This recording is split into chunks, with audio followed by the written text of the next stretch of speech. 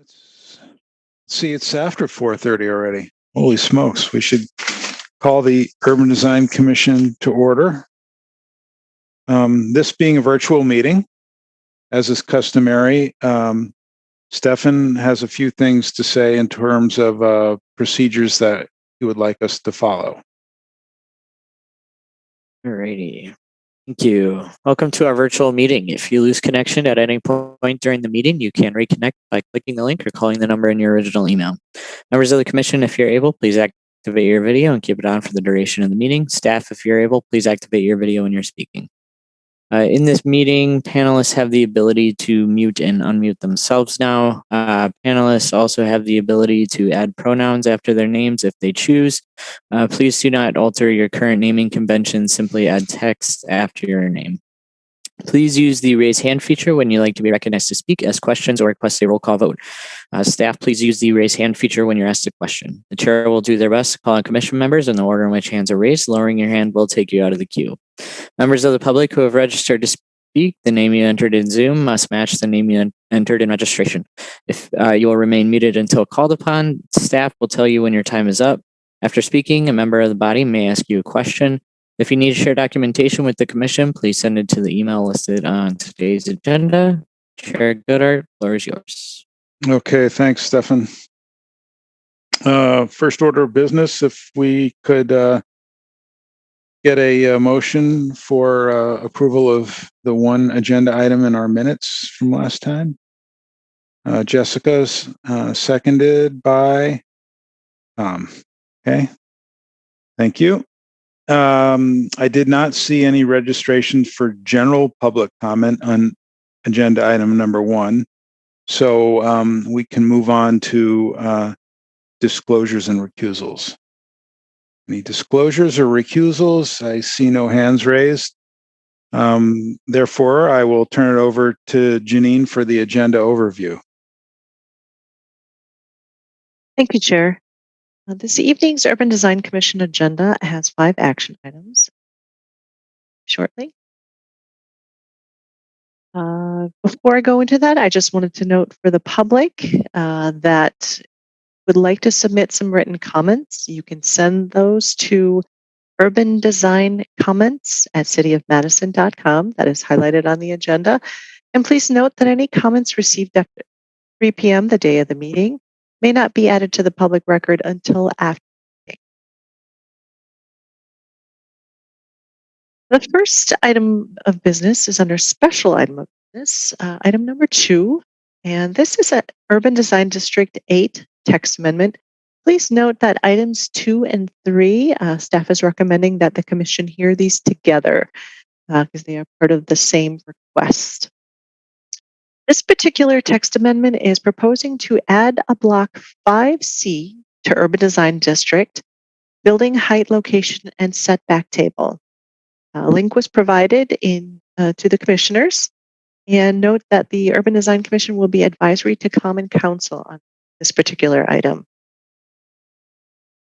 And the item number 3 that is tied to that is 12 North View Street. This is an addition and new construction for 8 commercial spaces and 8 residential units in Urban Design District number 8.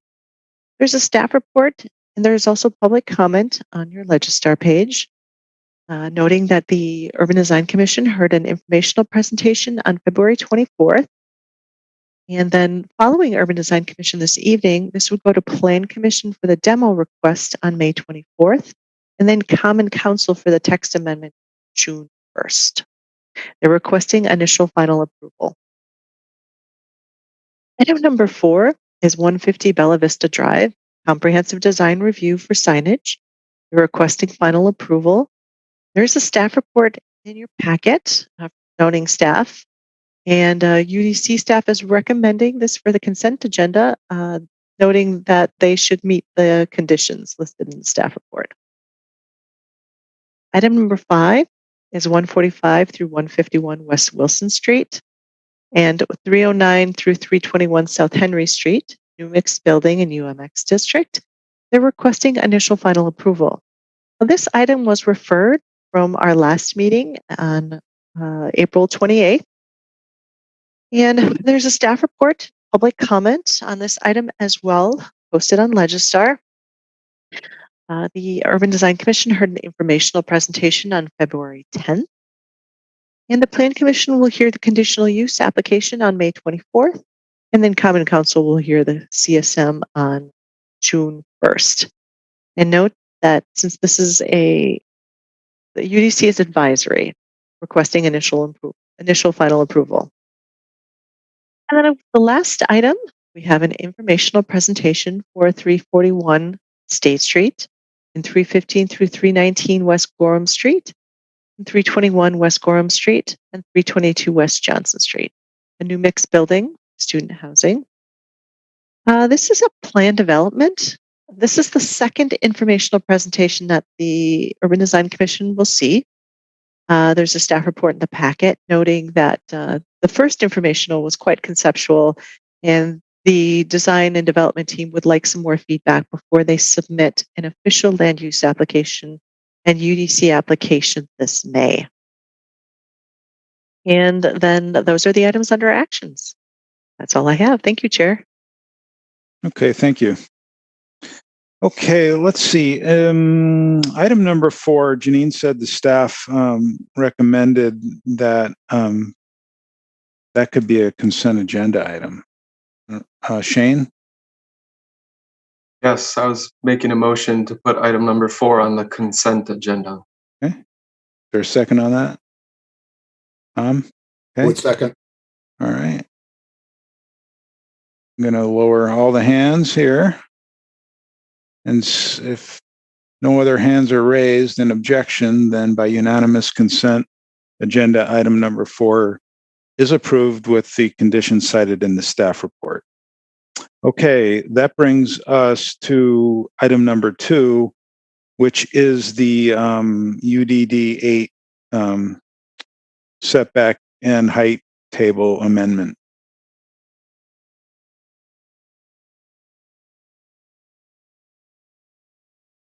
Janine, is the staff going to make a presentation on this? I can pull up the text, and I'd also again remind the commission that if they can take up these 2 items together, items 2 and 3.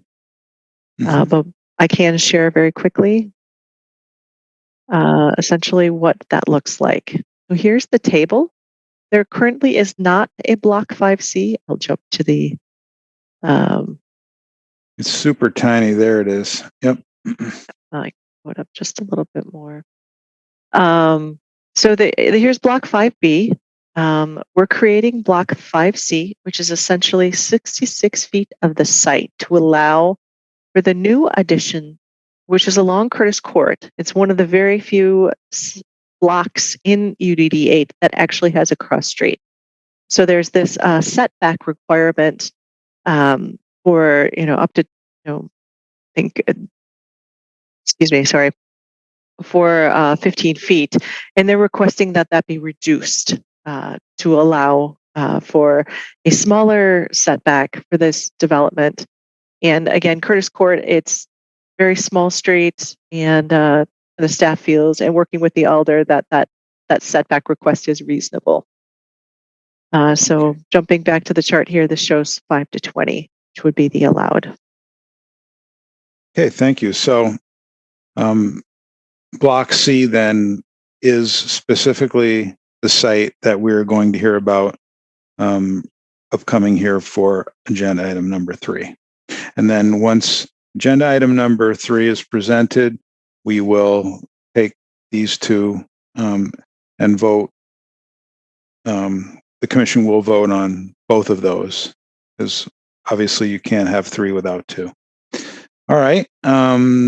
Therefore, we'll turn it over to our applicant for agenda item number 3, which is 12 North View Street.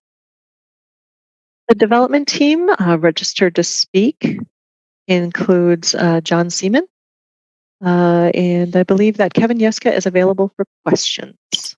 And John, I'll pull up those presentation slides in just a moment.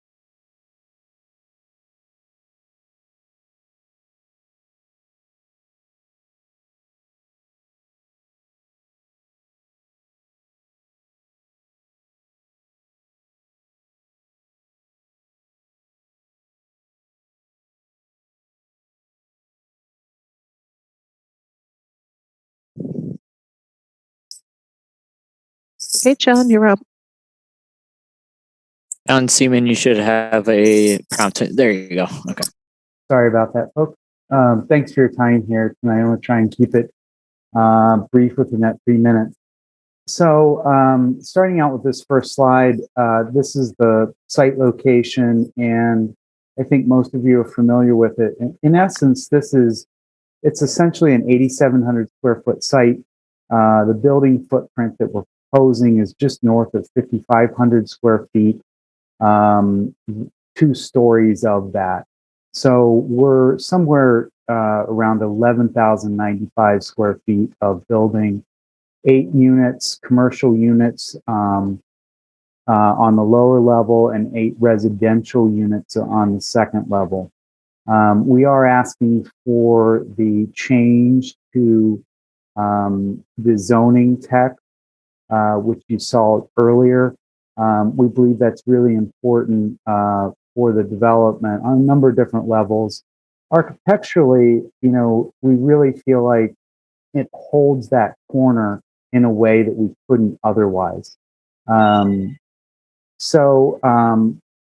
Happy to talk more about that as time allows here in questions.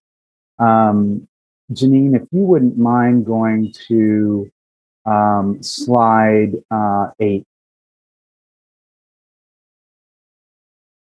And the reason I want to go there is that I really appreciate the feedback and the commentary last time. One of the requests was to look at a band of masonry, for lack of better terms, a water table.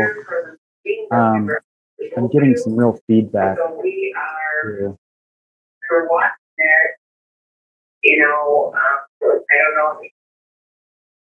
All right. There we go. There you go. That's great. Thank you.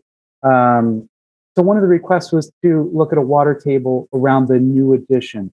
Again, this is a second-story addition on the existing primary portion of the building, and then a new 2-story addition directly adjacent to that on the corner.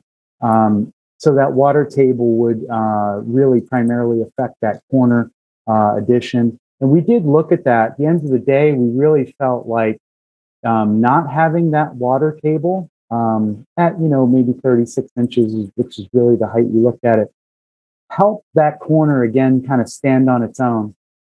And we went away from it. We did explore it. It was really a good exercise. It caused a lot of conversation. And that said, we felt like the solution where we had one primary facade material on the 2-story addition at the corner really allowed that corner to hold that corner in a way that it wouldn't. And we like the difference. We like the diversity of the two kind of seeming very related, but yet unique and standing on their own. So if we look at slide 10, Janine. John, I don't have numbers on the slides. If you could tell me which image, that would be helpful. Oh, I'm sorry. First rendering. Yes.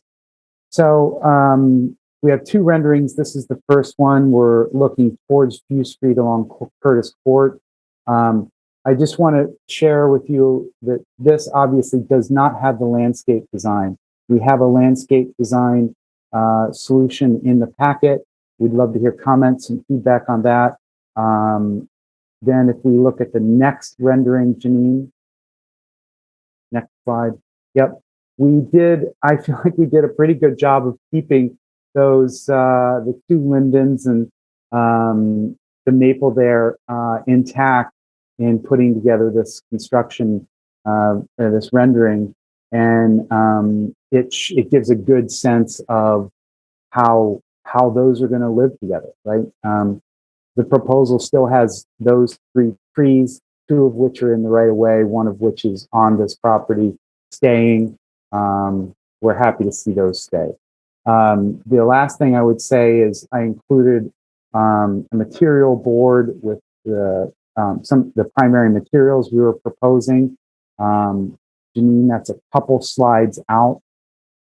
Yep, thank you. As well as the lighting. The intention of this material palette is really kind of a Scandinavian modern. We feel like it brings the scale. It's a concealed fastener metal panel, but a batten style. We really feel like it brings the scale into the residential realm, which is one of our primary intentions. That said, I want to respect the 3 minutes. I probably exceeded that, so I'm going to stop here and obviously available for questions, as is Kevin Yeska. Great, thank you. I see that we have John Belknap registered to speak as well.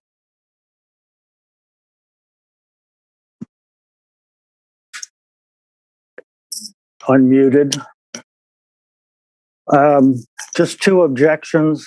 If you want a blind intersection, that's what you get with the setback destroying the corner. You can go back to the slide that was shown before without the landscaping, and it's very obvious that the new building will extend out so far that people on Curtis Court will not be able to see traffic on Few.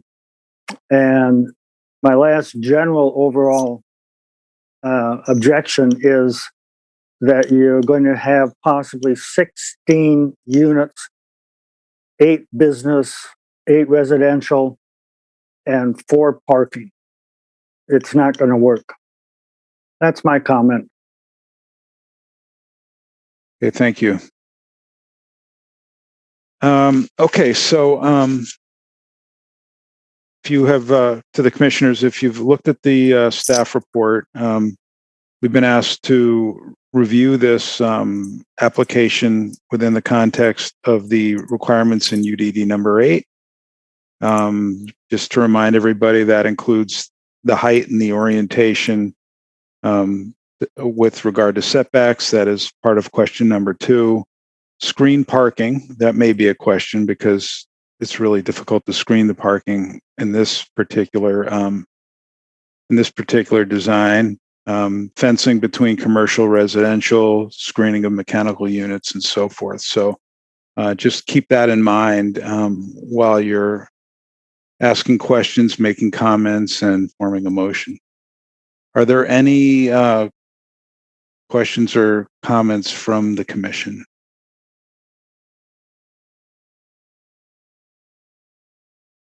Lois. Sure. Thank you for the presentation. It's a really interesting looking building. I think what I need some more clarification, I guess, on is how you move through these units. It seems like the 4, and I guess my question is, are the 4 parking spots for the commercial units? And then what is the plan for the residential and the remainder of the commercial units for parking?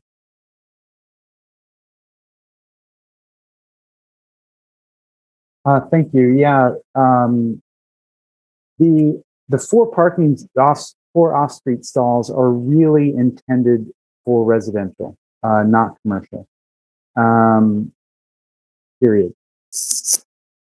So hopefully that helps. As far as parking for the rest of this, I mean, we went into this with the intent of this really being something that's more walkable, that's more mass transit related. I know there are concerns about that. We recognize those concerns. We see that the reality of it might not be exactly what we want, but we're really looking at the overall intent as we saw it through the zoning code. There's no parking requirements here. I think the intention is to bring this type of, at least for us, was bring this type of small business scenario to this site. And we don't have, any parking that would be required would be off-site, street parking or mass transit, walkable and bikeable. That's what we're relying on. Okay, so my follow-up question is, if it's residential, if it's meant for the residential piece, the residential, from what I'm gathering from the plans, is the residential entries are from the south. I think it's the south down, relative south. And all the parking then is on the north side. I see a lot of conflict between if the residential units are parking in the front, and I assume also that you're leasing all of these first floor to completely separate entities. So it's not a true work live where one person will have unit A and the unit above. So I'm seeing some conflicting messaging here. So the parking's for the apartments or for the living quarters, but it's parking in front of the commercial space. And then you've also made an effort to connect the interior of the commercial space with the unit above. So is it truly work live, or is it you've got 16 leases here? Great question. It is truly 16 leases.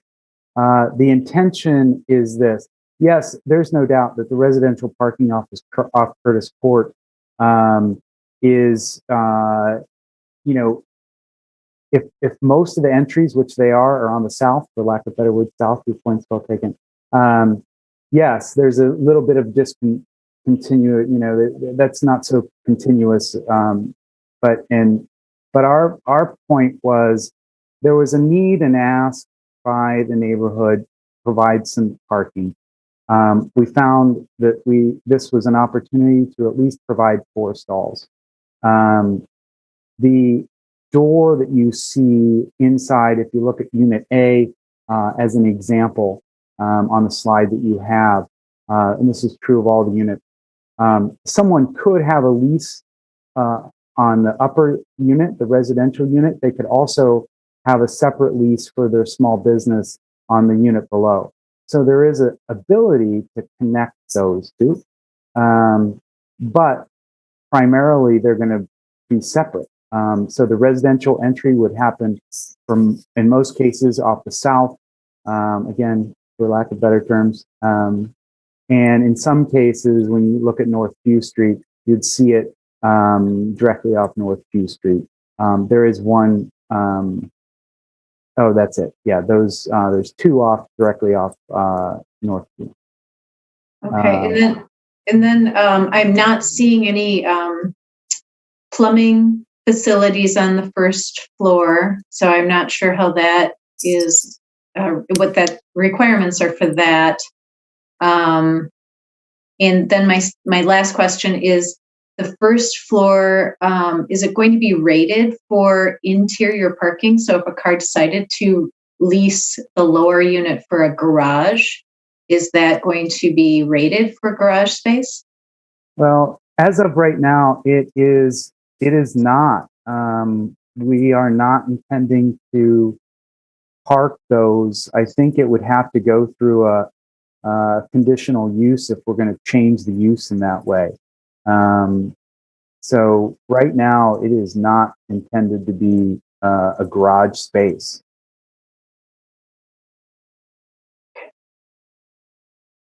All right, that's all my questions. As far as the aesthetics of the building, I think it's very attractive. I think it's more functional issues that I'm seeing as problematic. Yeah, and you asked about the plumbing in the first floor commercial units. Yeah, there will be. We will need to have a restroom in there to meet general commercial needs. We just haven't got there yet. Again, these are going to be very small business types of units, and some of the infrastructure elements of those, like a restroom, we haven't finalized yet. But no, it's a good point. It's an outstanding point in the project. Okay, thank you. Thank you. Okay, Rafiq. Yeah, I agree with Lois to the syllable. I think the project looks great. I was wondering about the functionality too of that. What type of businesses do you see leasing this unit? And then I was definitely wondering, like, well, if I work here, where do I go to the bathroom? So what type of businesses do you see leasing the units? I think the perception of a garage door and a car in front of it is what's throwing off the parking thing. If you just took the parking away and said everybody parks on the street, that might help. But the fact that it looks like this garage is where I park and then it's not, that is kind of part of the confusion. Yeah, thanks, Rafiq. I get it. Our original intention was we weren't necessarily planning on doing that. But again, we were trying to alleviate some of the concerns and issues that were raised by the neighborhood to provide parking. We really heard two primary things from the neighborhood: to keep the trees on the corner and concerned about parking. So we were looking for a way to get some off-street parking. Yes, and your point about functionality, the first floor, there will have to be restrooms in those 8 first floor units. We recognize that. We even see, some kind of small separation from front of house to back of house for some storage or office use, break room. Okay, thank you. Shane, Wait, you're next. I have one more Oh, follow-up I'm question. sorry, Rafiq, go ahead. So the point about the garage doors and the cars, so what type of businesses do you see there? And will they use the garage door? Because if I park there, how do you access that garage door if my car's there? It's a good point. So, the point about the types of businesses that we see going there are pretty wide. We think there's a lot of small businesses, craft shops, small handwork shops, small professional services businesses that don't need a lot of space but are looking for access to be part of the heart of Madison, for lack of a better word. And yeah, if they're in the ideal scenario, those garage doors become an opportunity for the small business to have more of a sidewalk presence and set up tables, etc. But if there's a car there, that's not going to happen. We recognize that, and that's going to just be part of it. We're hoping that the garage doors, at the very least, bring a lot of storefront visibility to those first 4 commercial units. Sure. Anything else, Rafiq? That is it. Okay, thank you. Shane. All right, thanks. I would agree with everyone aesthetically. I like the project a lot. I just have a handful of more practical comments. I think the vision triangle was mentioned, and it looked like you had a 12-foot triangle, which I don't think we need to debate here. I think it's less than what is typically required, but I assume that gets worked out through the staff review process. I actually really don't mind the parking configuration. I'm kind of a fan of these scenarios where you have almost like a patio space that can double as a vehicular space and go back and forth. Excuse me. There's some landscape in between those spaces that I just want to comment on. I think the Eastern Redbud is a nice selection. I would just make sure in your spec for that plant material that it's a single stem and that you spec a minimum height on it. Otherwise, oftentimes you get a multi-stem kind of wide ornamental tree that's not going to allow you to park anything there. But that's just a small comment. And then if the garage doors aren't actually used for parking, I would consider maybe having like an attractive piece of cut stone or something to serve as a curb stop. To me, it seems like those big glassy doors are essentially windows, and you're inviting an accident to happen with parking in a very tight space. So I would consider something hopefully more attractive than just a concrete curb stop, maybe a nice thin piece of granite running along that line to limit the vehicle and its overhang into the window. See, I think that's about it. I don't know. I didn't see whether the curb along the street was actually being changed to be like a roll curb where you could use that. I assume so. But that's maybe just one question I had. Is that curb changing to be a roll curb so you could use it? Or is it actually like a depressed sidewalk in the front? If you can answer that real quick, then we'll move on to some of our other questions. Yeah, it's gonna be one long continuous curb cut, and it's not that different than what's there now for access to those four. So instead of a single curb cut, it'll be a curb cut that's large enough for all four. Great, thank you. Okay. Any other comments or questions, Shane? No. All right. Alder Heck, welcome. Thank you. And thank you for letting me interrupt your questioning. I have another meeting I have to run to very shortly, so I just wanted to give a little bit of input. I think the issues that have come up that you've described so far are very close to what I think a lot of neighbors were interested in. There's some, I'll call it generally circulation, how that's going to work given the configuration of the two separate floors. I don't have an answer for that, and perhaps you all can explore that further. The vision triangle question, I believe traffic engineering was indicating that they were content with what was being proposed. And in fact, currently that corner is very heavily vegetated with undergrowth underneath those three trees that are going to be saved, which I think is very important to the neighborhood. And that corner is probably, I'd say, more difficult to see around than in its current configuration because there's so much undergrowth.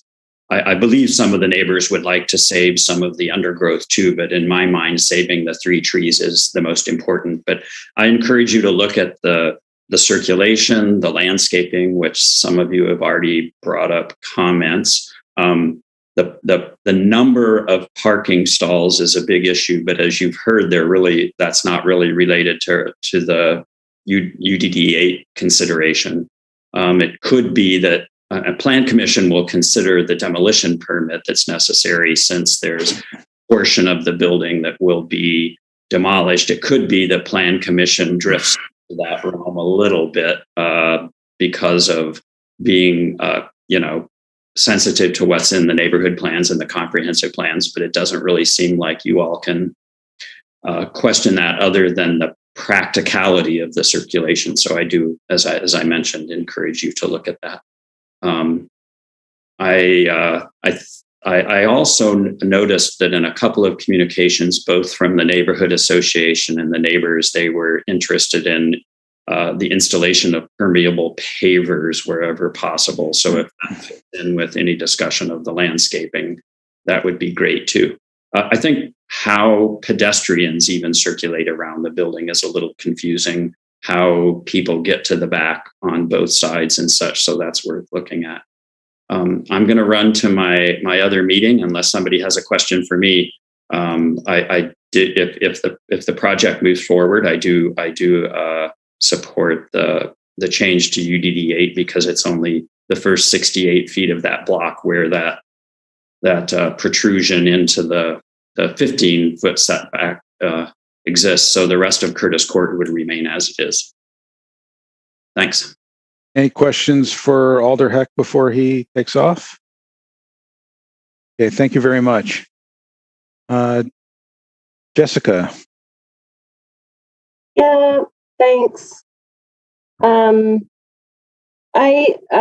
Maybe I'm not understanding this correctly, but I'm looking at the entrances, and two of your commercial entrances have a canopy over them and others do not. Am I reading that right?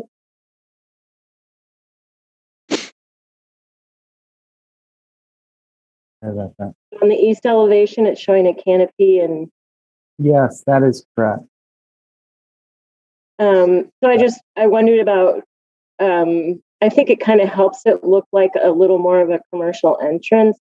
So I wondered if you were planning to do that canopy on all of the commercial entrances.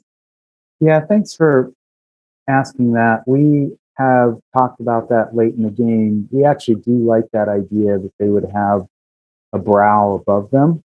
Mm-hmm. I think it's a good catch, and it's one that we've kind of become aware of recently, that it would be a good thing to have. Okay. Just one other comment. I wasn't here for the first presentation, so maybe this has already been addressed. But I'm wondering about the lighting and the safety and the visibility along that south kind of narrow alleyway. And maybe I'm calling it the wrong thing, but that's where the residential entrances are. Is that right? It's where most of the residential entrances are. That is correct. I'm just curious about how I kind of wish I could see a perspective of what that feels like, and just the safety, how it's lit, and the visibility once you're in there, getting to your unit. From what I can see on the plan, it's up against a masonry wall for part of it. Is that right? Yeah, for part of it, that is absolutely right. Essentially, half of it, I would say, is a masonry wall, more towards the interior corner of the property. Let's say. Yeah, I realize you're here for final approval, so it might not come back this way, but that's a little bit of an area of concern to me, what that would feel like to enter, especially going underneath some of those balconies up against a masonry wall, if you're by yourself. So I hope it's well lit. I hope it has some kind of visibility. There is a photometric plan included in the application. Okay, thank you. That's it. Thank you. Christian Harper. Yeah, I don't want to flog a dead horse here, but I had a lot of the same concerns that Lois and Rafiq brought up. I like this project. I like the way the building looks, but I am just really having trouble wrapping my head around the essential layout and flow of customers, residents, and the associated parking. Lois asked the same thing. I was curious about looking at those parking spots. I wasn't sure who they were for, the commercial units or the residential units. And it's not a terribly long way to walk, but it seems strange to park there, and especially in the winter to unload your groceries and have to walk around the end of the building to access the entrances to your residence. Gosh, I was over here looking at this site again, and I would have almost no problems whatsoever if magically you guys had that parking lot that's to the southwest that strangely seems set aside for the Avenue Club, even though it's separated from the Avenue Club by a rental car place. The fact that there is 8 residences here, 8 commercial units, and only 4 parking spots. I lived on the backside of this block on Mifflin Street for 10 years, and parking on the street was bad back then. I was lucky enough to have off-street parking in my apartment, but with all the development that's gone around here, the on-street parking has gotten even worse. And certain times of the day, it's not bad at all. But I'm frequently over here at around 3 p.m, and there's nothing on East Washington. There's nothing on Few Street. As you go up Few towards Johnson, there starts to be a few. Mifflin is hit or miss. But it's tough, and I love the idea that these units would be occupied by folks that don't see the need to have a car, and ditto for the commercial units going in there. But I think that's really aspirational and really isn't reality. And when you look a block away, that the new youth arts center is opening, and there's events going on there, there's going to be a ton of people that are going to be parking on the streets in this neighborhood for that. It's a lot to ask a development to be built here and not supply at least a certain modicum of parking. I'm really having trouble with that. Other than that, I think it's a great project. I wish that wasn't as much of an issue. As far as the landscaping goes, I'm glad they're preserving those trees. Alder Heck was correct in that the underplantings on that corner are shaded out scrubby junipers that need to go anyway, and they're being replaced by a nicer selection of low shrubs and perennials. I don't think would really cause too much of a sightline issue at that corner. Certainly not any worse than it currently is.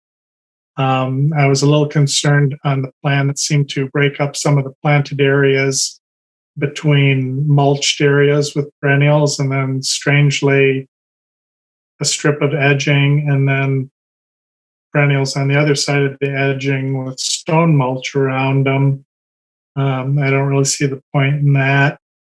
As far as permeable paving, certainly all 4 of those parking spaces could be made with permeable pavers. There's so much to like about this project, but the parking seems to be my biggest problem, and the general layout too of the sort of realities of maneuvering around there, and the shared staircases in the back with between the residents and the commercial units. There's these awkward little intrusions that are coming into what is otherwise a design that I really like. So that's pretty much all I have to say on it. I wish some of these issues could be worked out, but I'm not sure they can. Thank you. Tom. Yeah, thank you. Just want to clarify our agenda says that we have not given this initial yet, have we?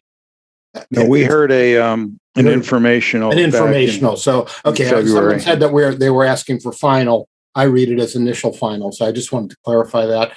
I simply very quickly share everything, like the building, have severe questions about the parking and the access issues.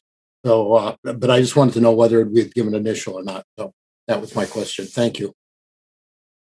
Thank you. I have a question regarding the mechanical units. I don't see any rooftop units shown or any screening indicated. If you could just really briefly talk if these are split systems, where condensers might be and how they would be screened.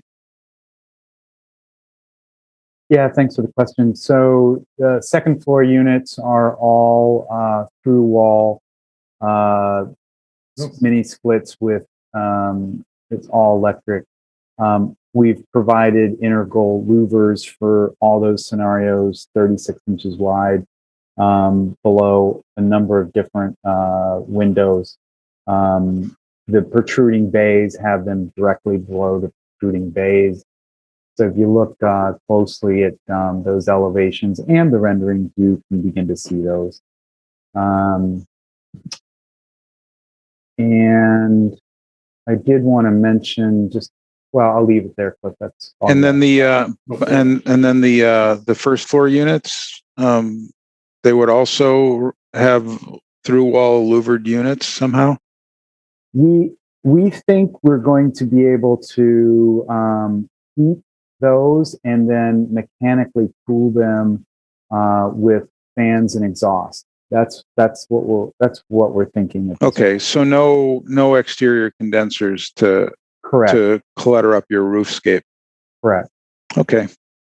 And then going back to some of the discussions on the garage doors for the first floor units and behind the parking stalls, kind of like what Shane said, if that went to a storefront system with maybe a curb or a 6-foot double door setup, perhaps those 4 units, or at least maybe the 6 or 4 units, could still function as the way you've described them without having a real need to drive things in and out of them.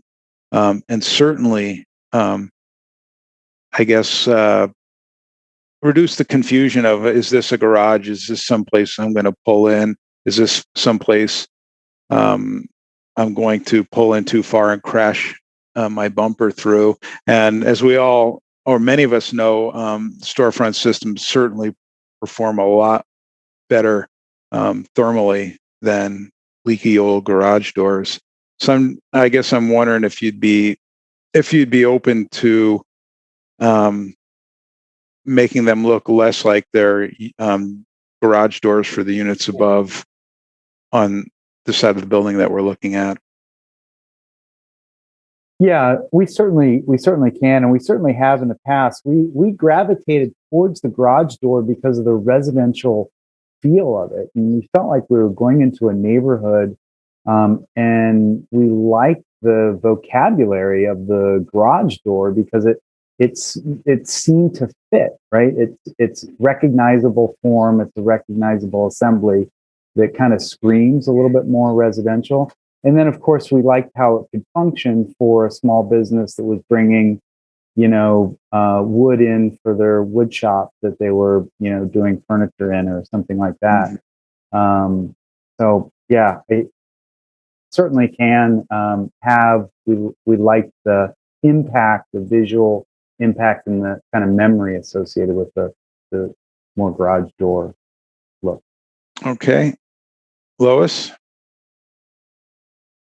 Well, so it sounds like the project wants to look like one thing, but then function completely different. And I think that's where all of this confusion is. That, for instance, residential is parking in front of the garage doors. The garage door is part of a whole different lease space. And then the door next to that goes into the lease or the commercial space, but there's really no walk to get to it. So if there's a car parked in that very narrow parking space and you want to go to that commercial thing, you're walking across the grass or across landscaped area, or you're trying to hug up against a car to get to it. There's a stairwell between the first floor and the second floor, but they're separate leases. So I think some of this needs to be kind of flushed out with form and function. Without just, okay, we want the appearance of this, but it's not going to act like this. And I think that's where all of our comments are coming from. So I think you have to make some choices. It's either going to be one thing and look like it, or it's going to be another thing and look like that. So. Yeah, I agree. I think certainly it could function with a residence's car parked where it is. It's almost the same as a business being, right on the sidewalk, and who knows whose car is in front of that business. That's not really important. But your point about at least having a clear access point from the sidewalk, into the business, without having to walk around some car that may sit there for weeks at a time. Any other questions or comments? Can I make one? No, this is right now the commission is in deliberation, but thank you.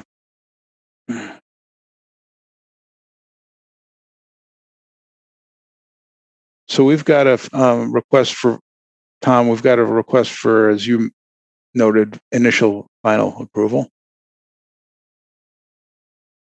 Oh, hold on, Tom. There we go. Thank you.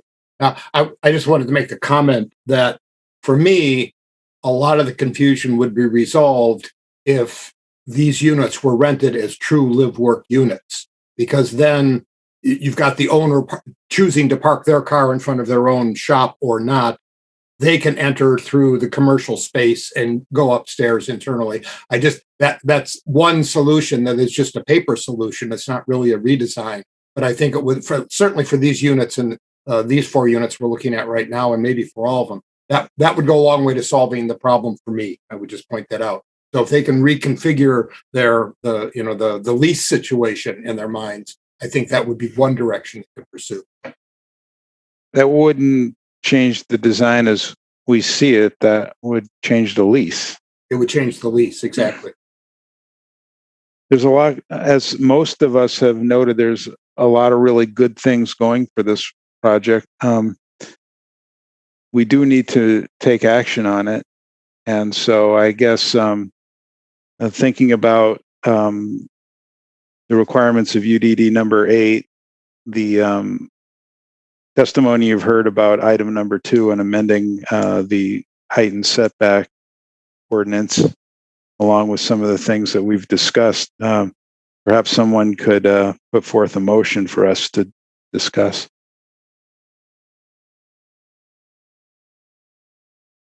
Lois. I'll make a motion for the acceptance of the UDD alteration or modification and initial approval of this development, and ask that the applicant flush out a lot of these circulation issues and functionality issues before returning. Okay. Rafiq, is that a second? Okay, we have a motion which was seconded. Any discussion on the motion? The motion was for initial approval.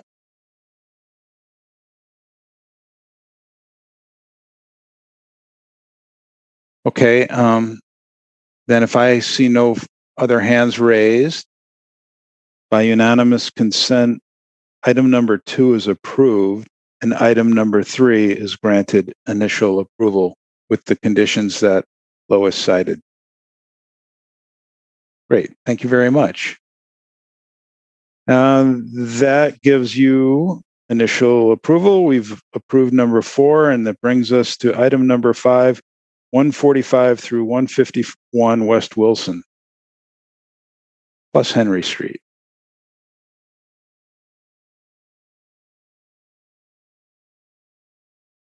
The applicant registered to speak is Kevin Burrell. I also wanted to note that there is a representative from the Bassett Neighborhood Steering Committee and Capital Neighborhoods that can speak under public comment after Kevin is done. I'll pull up the drawings shortly.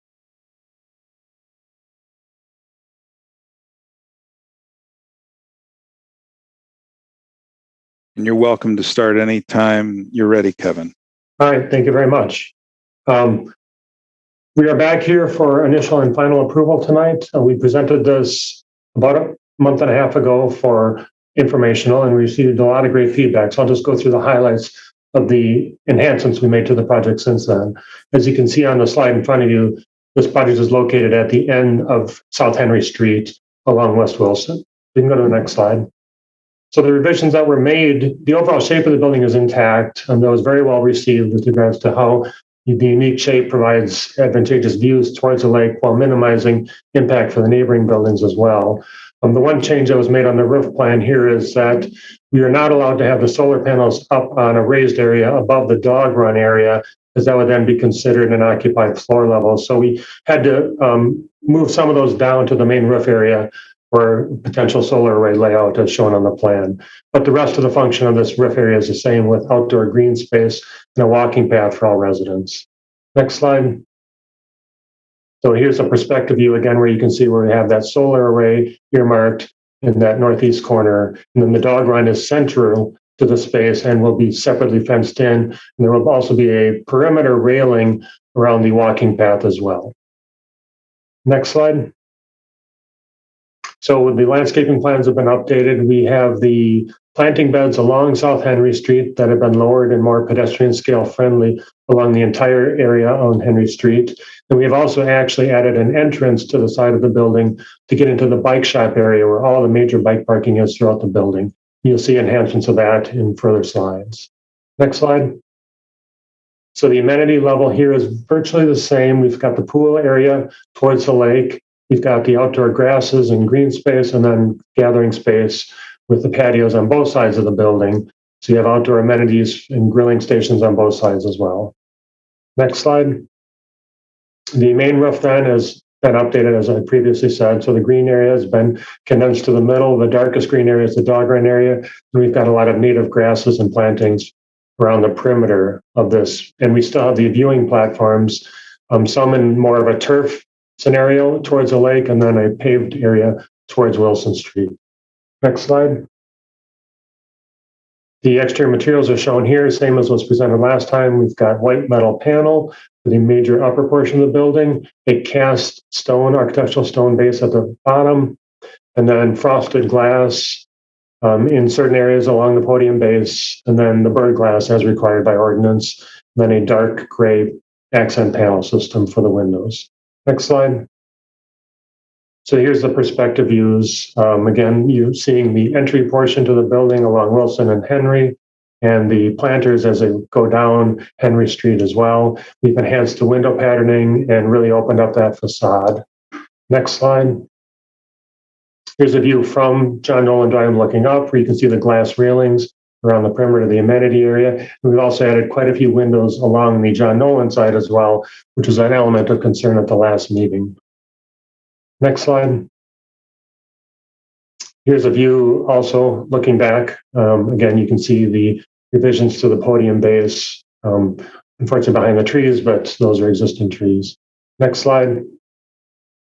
A view looking back from Wilson. We've revised the window patterning along this side of the building here. And then the one enhancement we did is the balconies along Wilson. We were originally in more of a sawtooth pattern, which was an element of concern based on the rhythm and patterning for that facade. So now we've squared those off and made them a more unique pattern to this facade so that it ties in along the parallel section along Wilson Street. Next slide. Here's a long view that was requested looking up John Nolan. As you can see the building in the center of the screen there at its scale and massing in regards to the adjacent properties. Next slide. Here's a view from the lake looking back as well. Again, another long view to help show how this fits into the context of the adjacent properties. Next slide.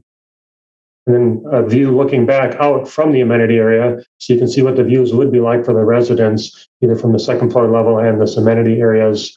And the views would be similar at the end of the building looking out towards the lake. Next slide. And here we've created that access point to the bike shop where residents will be able to bring their bike into the building on the side of the building here where we have the majority of the bike parking, and really lowered the scale of the planters along that area and utilizing native grasses within this area as well. And the last slide is another view looking back down the pattern along Henry Street, and then the entry plaza into the main entry of the building there, which is an outdoor gathering space. We moved the bike parking down from that raised pad area down to the sidewalk level, so it's more dedicated for seating at that upper area.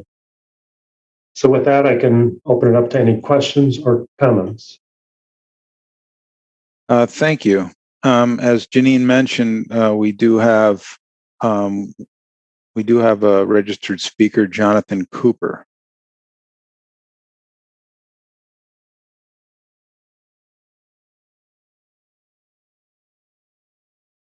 Jonathan, you should have a prompt to unmute yourself. Trying to unmute. Am I unmuted now? Yes, you are. Okay, well, thank you. Thank you for having me tonight. I am Jonathan Cooper. I'm the chair of the Bassett District of Capital Neighborhoods, and I've also been the chair of the Neighborhood Steering Committee on this proposal. And I just want to say that I think in general, our experience with the developers and the design team have been very good. They came to us early and they met with us often.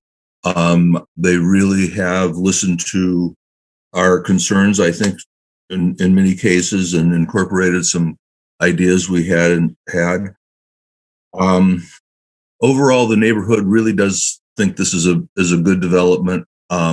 We like the design. It's a little bit different. It's thinking outside the box, but in a good way. I think it'll be a great addition to both the neighborhood and the downtown in general.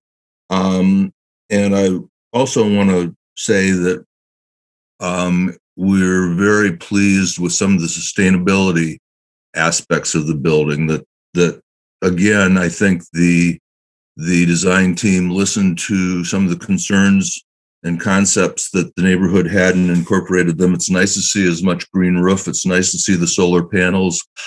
It's good to have the electric vehicle parking incorporated into the garages. Couple concerns. A minor one, but I think not an insignificant one, is on the first floor in the lobby, the space that would be most likely used to view the drop-off pickup space on the Henry Street side of the building is basically filled with what looks like mailboxes, and it would appear that waiting for a vehicle, viewing it through the window there would be a little awkward for people in the lobby. I think the neighborhood's primary concern is still with the podium and the related landscaping around that podium.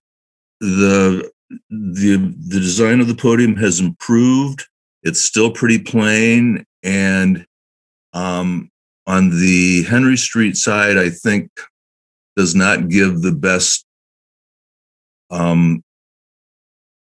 experience for pedestrians walking on Henry Street. On the backside, facing John Nolan, the trees do a great job of screening that podium in the summer, but when the leaves are gone, I think it's gonna present a pretty plain and not terribly attractive view from John Nolan. So while yes, the podium has improved, I think that both the podium and the landscaping do need a little bit more work. That's pretty much it. Again, thank you for considering this project. It's a good one, and we hope with a few tweaks it goes forward. And I'll be happy to answer questions if anyone has anything. Thank you. Are there any questions for Jonathan Cooper? Okay, that was the last registered speaker. So while you're considering this project, just would like to remind the commission of the staff report asking us to review this against the downtown zoning district design requirements. That includes entrances at the primary street, clearly visible entrances, facade articulation, high quality materials, screening of service mechanical equipment, and also Janine's pointed out the requirements in the downtown urban design guidelines. Most specifically, I think of concern would be the articulation of the streetscape facade, kind of going back to what Jonathan Cooper was concerned about himself, and I know we discussed that, and so I really hope the commission pays close attention to the landscaping and the streetscape along Henry and the podium presence at John Nolan.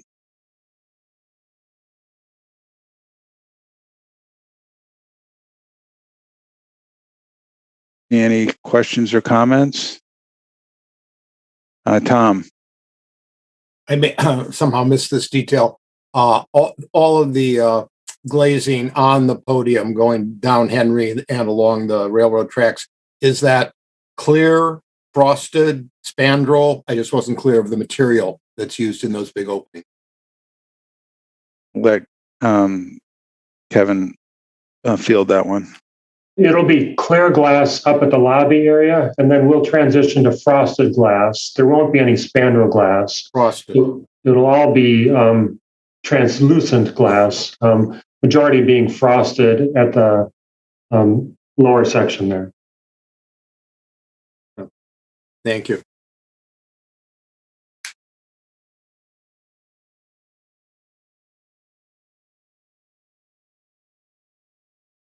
Lois? I think this is a very handsome project. I like the simplicity, the forms, the sawtooth balconies. The podium still seems a little clunky compared to the crispness of the building above.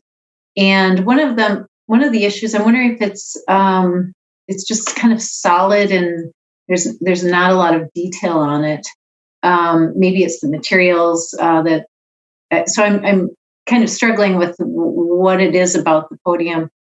Over at the new bike entrance that you put in, does that have something for a bike wheel to ride up on, or people picking up their bikes and then trying to?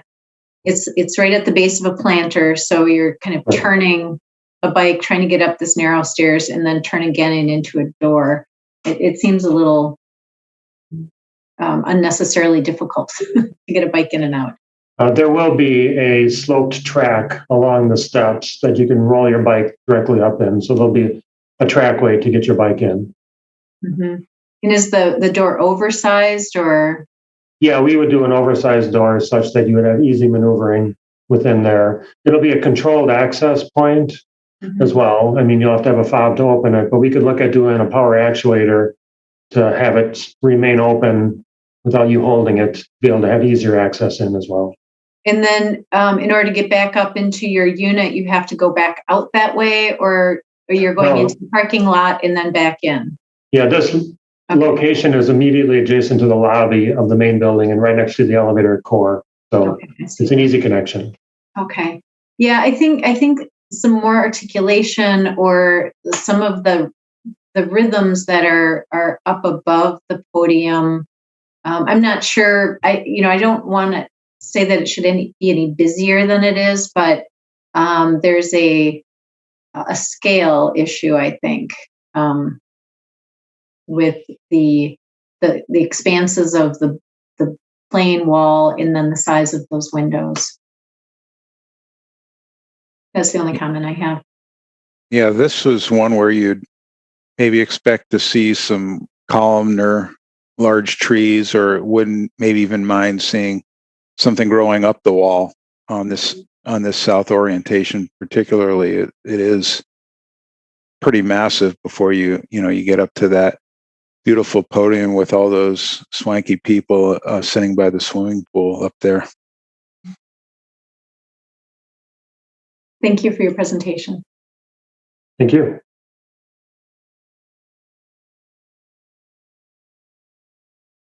Shane. Thanks. I just wanted to make note that I really do like the planting scheme and the planting design for the roof terraces and just the roof terraces in general. They look really nice. There's diversity up there. There's interest in different textures, and it's not just like a flat sedum roof. So I think that was really nicely done. I think you did a much better job in bringing some permeability into that podium. Even though it is frosted glass, I think from what I remember, this feels quite a bit better, more permeable, more active than the last time we saw it. I think so the planting selection along the south facade is kind of a smaller scale ornamental tree, and I anticipate, or I'm guessing that's so it doesn't kind of creep up above that view line on the terrace. And I don't think you need to be afraid of that. I don't think a little bit of twigginess from tree canopy and looking through that detracts at all from that experience. And in fact, I think it might be appreciated on hot summer days to have some leafy canopy right there, that you're on the terrace and kind of in the canopies of the tree. So my recommendation would be to maybe anchor some of the corners or replace some of those trees around the podium with larger, more substantial specimens. But it's good to see. I know it's required now, but it's good to see the bird glass, especially on those floors just above ground level and the terraces. So it's nice to see that. And I like architecturally, I like a lot of the things I'm seeing. I don't actually think it's super compelling architecturally from the long views, or at least less so than I was expecting. But that's maybe just a graphic thing. And I think once you get up close to it, that the angled balconies are kind of a unique feature, and that will bring some interesting play in light and shadow. And I do like those. So that's it for me. Thank you. Christian. Yeah, I just wanted to make a few comments on landscaping issues. I agree with Shane that the extensive and varied components of the green roofs is something we don't normally see and is pretty interesting. I was curious, and I don't know if Kevin knows the particulars about this. So it looked like there's 3 different components: a green roof plug mix, which was a mix of perennials, and then sort of a border of little blue stem plugs there. And then there was another one that was just called green roof lawn. And I wondered exactly, what that was. Is that and how is that applied? Is that a seeded lawn grass type thing, or do you actually lay sod on a prepared base that's made to support that type of I see the ones, the trapezoids closest to the lake look like they're meant to be sat on to watch the fireworks. Kevin, do you know what the components of that green roof lawn area actually is? My understanding of that is that it is more of a turf grass. But we do have Adam with Bierbecker available to help answer any more specific planting type questions. But the overall design intent and owner expectation is that it's more of a lawn surface that you can sit on and lay down on. Very good. My other comment about the plantings down on the bottom, I admire the concept that you've stuck with all native prairie type plants, even though, more typically in a development like this, those aren't the type of plants that always are going to lend themselves well to, foundational beddings. They're sort of more in their element where they can be planted in large flowing drifts like their natural habitat. But I can respect that you decided to go that route and stuck with the natives. I would say that with the big blue stem and the little blue stem, rather than the straight species, if you are going to go this route and put these in planters, I would recommend, I guess, going with one of the named cultivars of those that are out there. There's been some really nice selections. They're still the native species, but they've been selected either for habit, growth structure, or in a lot of cases for exceptional color. And the amount of extra money you'd be talking to put those in there instead of the straight species would be very, very minimal. So I see that you have like Shenandoah switchgrass on the northeast corner, which I think might be a slightly too shady location for them, but give it a try. But the big blue stem and the little blue stem along those planters and the south side of the building facing John Nolan Drive, like the big blue stem, there's a variety called Red October. Your little blue stem, there's one called Standing Ovation or Jazz. Those are named cultivars that I think would be, worth it if you're going to go with these type of plants. I think going that route would be helpful. Other than that, the building itself, I think, is really striking and handsome.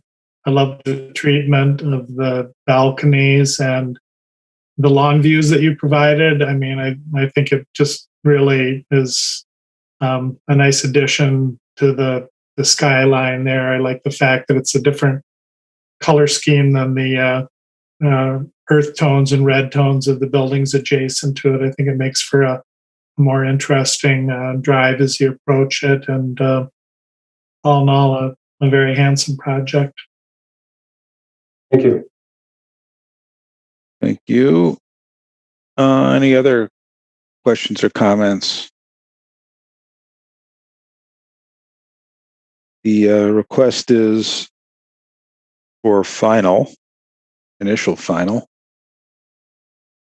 We have not taken action on this one either. This was also an informational earlier in the year. Seems to be a lot of discussion on landscape and the podium. So hopefully there would be a recommendation on those. Lois? I will make a motion for final approval. And I wasn't sure if there was really any direction on the landscaping or other than maybe some columnar species along that wall of the podium. Well, let's see. Is there a second on the motion? And then maybe we can amend it. Shane, is that a second? Yes. Okay. Maybe since you're the landscape architect and you talked about maybe some larger trees, you might give us a little bit more guidance along Henry and John Nolan as to what we might expect or the staff might expect for a final submittal on that. Yes. I don't know if this falls under the friendly amendment category or if it's just something we can add, but I think to clarify, replacing some of the small stature trees along the south facade of the podium with taller deciduous trees is our recommendation, and replacing some of the straight species, as Christian was mentioning, in particular the big blue stem along the podium with an improved variety that's a little bit more tidy, and taking a look at the north facade and making sure plant selection is shade tolerant for that and appropriate for that facade. Okay. And the trees, was that for both Henry and John Nolan or just along Henry Street? The shade trees. Well, for sure along John Nolan. Henry Street, I guess I'm unclear as to how many of those trees are existing and how many are proposed. Those are all existing street trees. Yeah. So we'd only be in control of trees that are within the property line. So if anything that's up along in those planters or against those planters. So I may have missed it, but was there a comment for taller plant material along the podium and the planters? That was a comment I made. Yeah. It seemed like it could tolerate some. I agree with that. Yeah. Okay. All right.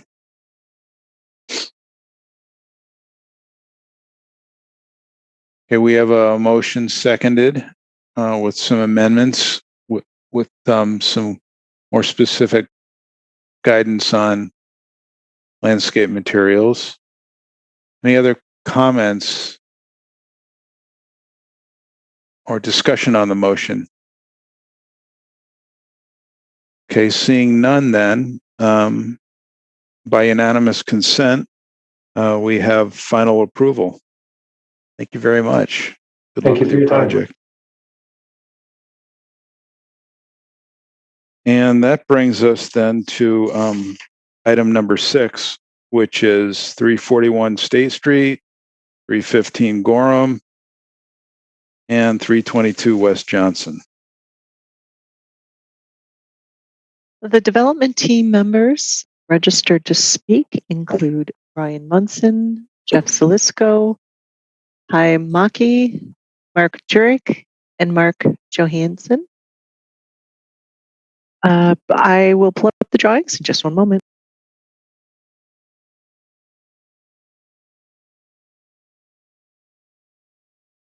And you can start anytime it's convenient for you. Well, thank you, Cliff, and thank you, Janine, for pulling up the meeting, the presentation for tonight. Again, Brian Munson with Van Wall Associates. Glad to be back to UDC with a whole lot more information. What you see in tonight's packet, as well as some of the additional information for tonight that we've been working on, is really a strong step forward towards the detailing and addressing the comments that we've heard from staff and from you at the informational presentation. And we're excited to share that with you for informational purposes, to try to gather as much input as we can. So we appreciate comments so that we can move the project forward. Just to set the stage, I will talk to some of the context and the supporting arguments for the extra floors. We'll then have other team members address the details of the architecture, the rooftop gardens and landscaping, and then close with some of the programming. So, Janine, if you could switch to page 2, please. So just to put some of the context around us, because that's really an important component of the design of this building, is how it responds to the zoning step backs and setbacks, but also the context of the buildings around us. What you see here are buildings that are either immediately across the street, such as Ovation, or within a matter of 100 feet or so of the site. In designing this, when we started to look at the 10-story framework, we wanted to make sure that it was set in the context of what's around us. So you can see a broad range of additional heights of buildings that are immediately adjacent to the site, ranging from the 8-story component of Ovation at 92 feet to the 12-13 floor at 162 feet. And then, comparing that against our building height with the 10 stories coming in at about 113 feet total height. For reference on that, you can see what an 8-story office building could be and still meet the standards of the code, which would be at 116 feet. And then, of course, the 12 stories on Domain, Deluxe, and the Equinox spanning higher as well. You could step to the next page, please. The context isn't the only component that goes towards the approval of extra floors, and that is what we're asking for. So to kind of point to some of the other components that we've designed into this building. As previously presented, we're taking a floor of height off of State Street. We'd be allowed to have 4. This building proposes 3. We are preserving 3 of the contributing buildings on this site, so the facades will be integrated into the project, and you can see in the elevations how that works. We are proposing a substantial component of low and moderate income student housing within this project. We're working in partnership with the UW Office of Financial Aid and the City of Madison as to how we strike an agreement that will deliver a significant portion of housing within this project at substantial discounts that would be comparable or more affordable than what you would find for housing at on-campus with the UW dorm system. Sustainability is another key component. You can see within this that we'll be seeking National Green Building Standard certification for this building, and those will flow through many different components of the project, spanning from lighting, mechanical systems, and overall design. A component of that, both in open space and stormwater management, is the usable green roofs, and we'll get a chance to talk through the proposals for that. But quite honestly, we are supplying more than 3 times the requirement for stormwater management infiltration roof. Then the final piece is a programmatic piece by delivering some retail incubator space for the project at the first floor, and then coupling that with walkable retail, expanded sidewalks along all boundaries of the project, and really a design that's keyed in on creating a vibrant streetscape. So that's kind of a quick overview of some of the standards. Again, while the affordable housing is a really key component to the extra floors, we are also looking at the many different facets of this project and ways to really, quantify a higher quality building and really deliver a project that is both invigorating to the State Street area through additional tax base and residents in close proximity to Mid-State Street, but also offering a broad diversity of housing that will appeal to both students and potentially young professionals or general residents of the downtown area through delivering substantial amenities and unique design. So with that, I will yield the rest of my time and turn it over to Jeff Zalisco to walk through the design of the building. Good evening, UDC. This is Jeff Zalisco. I'm a senior principal within Tunovich Associates. We're architects working with Core Spaces on this project. Janine, could you go to page 38, please? While Janine's doing that, I wanted to point out one thing. From a sustainability standpoint, this building is designed to meet the National Green Building Standard, that's NGBS. It's the only green building rating that meets ANSI requirements. Sustainable components will be integrated into the mechanical systems, building lighting, and the overall design. On the first floor, so I'm on the first floor plan. Now, a lot of this, from a planning standpoint, is very similar to what you had seen previously. On the first floor, we're providing setbacks from the back of the curb, the building of 15 feet on all sides of the building on Gorham, Broome, and Johnson. State Street is actually more, it's over 20 feet, and that's going to continue as it is right now, the present buildings. We've also widened the alley to provide a fire access through the alley. Also, that widened alley is providing vehicular access for loading and for trash removal from our neighbors. Also, we are providing trash bin space for them on our property. So we're being good neighbors and really helping them out. We do have parking on this floor. We have 214 total parking spaces, 665 bike parking spaces, and 99 moped parking spaces in the parking elements of the building.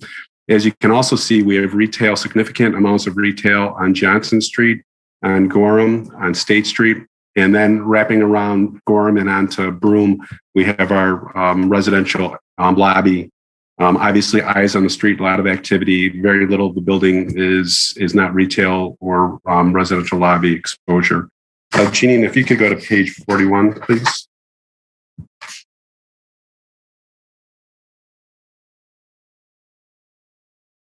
So this is a typical level. In total, we have 451 units and 1,163 beds. There will be a mix from micro studio units all the way up to 5-bedroom units. As Brian mentioned earlier, affordable housing units will be layered through the entire building and also within units. Some of the units could have someone has an affordable, they have an affordable unit or they're an affordable bed, whereas others don't, and they'll be seamlessly integrated into the building. Really a very important point. Janine, if you could go to page 43, please. So at the fourth floor, as Brian had mentioned, we actually step back. We step back a floor lower than was required, and we've done that so we can provide a consistency from a height standpoint with the other retail buildings on State Street. We just felt that was a really important element from a design standpoint, so we've gone ahead and done that. This floor plate that you see here is the same on the fourth floor, similar on the fourth floor, fifth floor, and sixth floor, and that setback we have there is over 30 feet. Janine, if you could go to 45, please. Then at the seventh floor, we set back as zoning requires 132 feet. At the seventh floor, we're going to have a spectacular roof terrace that Mark Jarek, our landscape architect, will talk about further. But we do set back, and that setback then takes place at the seventh floor, eighth floor, ninth floor, and 10th floor. Also wanting to reiterate, because I think it's really huge, is that we have over 17,000 square feet of green space area, much of that highly landscaped area on this level and then on the roof. So we feel that that's obviously a huge thing. And the requirement, by the way, is only 6,000 square feet. So we're really going the extra mile from a sustainability standpoint and a design standpoint with our green roof areas. And then, Janine, if you could go to page 49. And then lastly, I just wanted to show you, we do have a full terrace on the roof of the building. Again, highly landscaped to a high level, lots of green space within part of, that overall part of that. So with that, I thank you for your time. I'd like to yield to Mark Jarek with Site Design, our landscape architect, to talk about the landscape design work. Hi, everyone. Like Jeff said, my name is Mark Jarek. I'm a landscape architect with Site Design Group out of Chicago. So thanks for the opportunity to present today. In the interest of time, I'll do my best to quickly run through the streetscape level, plus the amenity decks and semi-intensive green roofs at level 7 and 10. Janine, if you could please flip to page 21. So at the streetscape level, the overall intent is to more or less match the existing streetscape character and align to the city standards. We've already begun conversations with city forestry and engineering. The state streetscape will more or less be maintained as is with the existing trees to be protected. And as Jeff mentioned earlier, the building setback at grade is increased by Johnson, Broome, and Gorham to make for a wider sidewalk and better pedestrian experience. Along Johnson, 3 existing trees will need to be removed for fire and parking garage / loading dock access. But 6 of the 9 existing street trees, including the largest elms there, will be protected to remain. Along Broome, 2 existing trees will be removed, 1 in poor condition, the other requiring removal for fire access and clearance for a future transportation, and 2 new trees will be planted. Along Gorham, 2 existing trees will have to be removed for construction access, but 6 new street trees will be planted. Janine, if you could please flip to page 24. So this is the 7th floor amenity deck with the semi-intensive green roof. The landscape is stylized somewhat after an ecotone where, let's say, the North Woods meets the prairie's edge. So the roof would be an Omni system. We've worked with them on a number of projects across the Chicago area. It would intend to use a 6-inch base depth and native seed mix that's supplemented with plugs. And then where space and structural loading would allow, mounding would be used to establish larger pockets of native shrubs and trees. So amenities include gaming space, hammocks, seating nooks, a dog relief area, and a sloped artificial turf lawn, which angles views to the downtown. We'd also look to incorporate some native Wisconsin limestone and use it throughout in kind of these little nods to Jens Jensen and the prairie style. Janine, if you could please flip to page 26.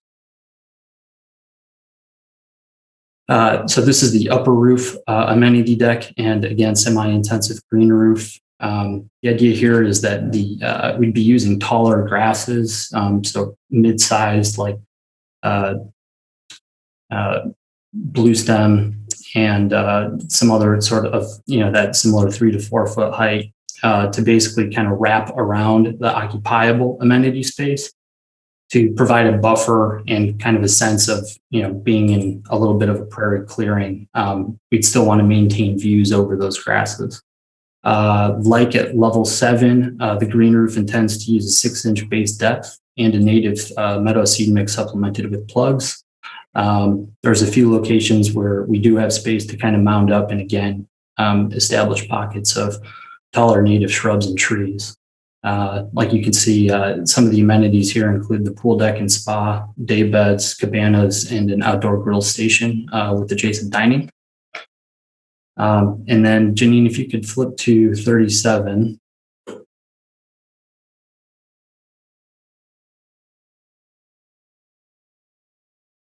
I just wanted to highlight this picture in the bottom right. This is from a project on which we collaborated with Omni Ecosystems. This is in Chicago. just wanted to show this photo to illustrate kind of what this may very well end up looking like. And then, like Jeff mentioned, the project does also incorporate a substantial area of more standard tray style sedum-based green roofs at levels 2, 3, and 4. So altogether, the project incorporates over 17,000 square feet of green roof. And with that, I'll yield the rest of my time to Ty. Hello, my name is Ty from Antunovich and Associates. I'm a principal, and if we could turn to page 9, I'd like to start to describe the architectural expression. What we've tried to do here is create a series of buildings where it comes together more like a family of related building types as opposed to a single mass that has been tried to be subdivided using different materials. So we've incorporated a lot of vertical breaks within the plan to allow us to give us the essence of a series of buildings in a neighborhood. And starting on State Street here, you can see we're looking down to the Capitol building. We're at the 3-level expression here, and we've put a lot of emphasis on creating an exciting street experience for the retail and for State Street. You know, State Street already has a lot of high quality buildings, and it has its own unique character.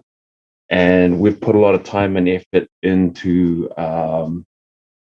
and we hope you agree, like adding to the character of the neighborhood as opposed to fighting against it. And so you can see here, like this facade, we've used a lot of detailing from neighboring buildings, like, for example, the horizontal banding in the brick and the vertical kind of projected brick you can see just above the local fresh sign. And then we've broken some of these buildings up with more contemporary elements, like the charcoal steel bladed section here at a major retail entry, which we've recessed to help sort of break up this corner. If we can go to the next slide, please. And as you can see here, with the use of the charcoal steel break at the retail point, we have the feeling of 3 buildings on this corner. We have reduced the size and the emphasis on the corner there, so that we have a sense of a corner expression. You know, this neighborhood here at the corner of Gorham and State, and also Johnson and State, is a rich history of buildings that really celebrate the corner. You know, this is a wider corner, so it's less dramatic, but we have another corner that kind of we wanted to at least tie into that and take as much advantage of this corner as we could. You can see above the 3-story level, we set back 30 feet. And what we have going on here aesthetically is kind of, we have the rich brick and varied architecture where we tie in new buildings with the existing buildings. And above, we have a simpler charcoal metal building with curves that is rolling in behind. And we've got this constant play of the rich brick detailing and this more contemporary metal clad building above. And as you see, as we move along the building, they start to weave in and out with each other and create a little bit of a dance. And you can see as you go further down Gorham, the height starts to slowly unfold as we get towards taller buildings and away from the important retail State Street. Next slide, please.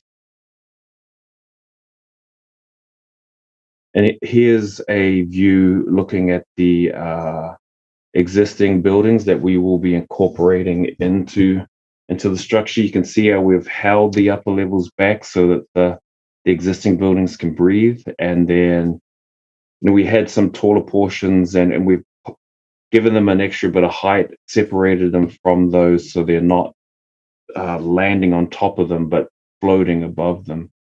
And then once those end, we start to raise up to taller expressions. Next slide, please. This is a view of the main entry lobby for the residents. You can see we've used an angled, almost like a chevron technique with the metal cladding, and they softly feather down to the street. So there's a little bit of a language shift there, like it brings the curve that we see in other portions in a different way. And so as we move around the building, you'll see how the design takes a kind of a key from the elements before, and then adds a new kind of architectural language as the building starts to unfold and grow in front of us. Next slide, please. And so in this view here, you can see how we've used setbacks to reduce the mass, and we've actually broken it up so it feels like a family of 2 or 3 buildings. They share a similar language, and they have a different kind of directional expression. At the residential lobby, you can see how the corner floats and opens up. So there's a lot of activity and interaction on the corner of Broome and Gorham. Next slide, please. And here we get to the corner of Broome and Johnson. We have the existing firehouse here, and it was important for us to sympathetically start to raise up to the rest of the building. So what we've done is created, again, a 3-story element. And then we've set back from that in both directions before we start to raise vertically with the tower above. And we have softened and curved these corners, and again provided some vertical break along the Johnson Street facade. So it doesn't look like one large building with articulation, but more like a series of buildings along the street. And you can see as you move along the street, we've tried to go from the 2 stories of the firehouse to the 3 stories of the start of our building, and then we have the 2-story expression of the red rock with the large soffits, and then next to that we rise up again, and we've got like the brick starts to curve and starts to respond to the curving black brick. Next slide, please. And here you can see from more of a street level, so how we slowly step down to the firehouse, and then how we've incorporated with breaks and relationships to the red rock, the curving of the facade of the brick, and how it starts to take on a similar language to the charcoal metal cladding. And then there's a beginning of a kind of dramatic curving or interplay between those 2 materials, but maintaining that emphasis on Johnson as a retail street. Next slide, please.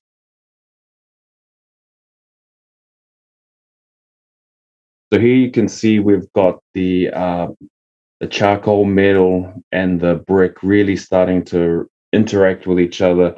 The curves from the charcoal metal are starting to influence the brick.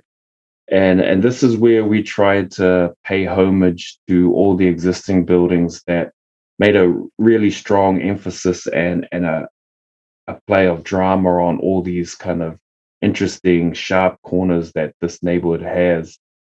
And, we've tried to give a similar expression, even though we were off that corner. And then again, you can see the retail experience with outdoor seating and stuff on the end that's closer to State Street. With the widened fire lane access, we've been able to have that retail wrap around the corner too, so there's not a hard corner, and the glasses are able to open up and soften that edge as you walk down Johnson. Next slide, please.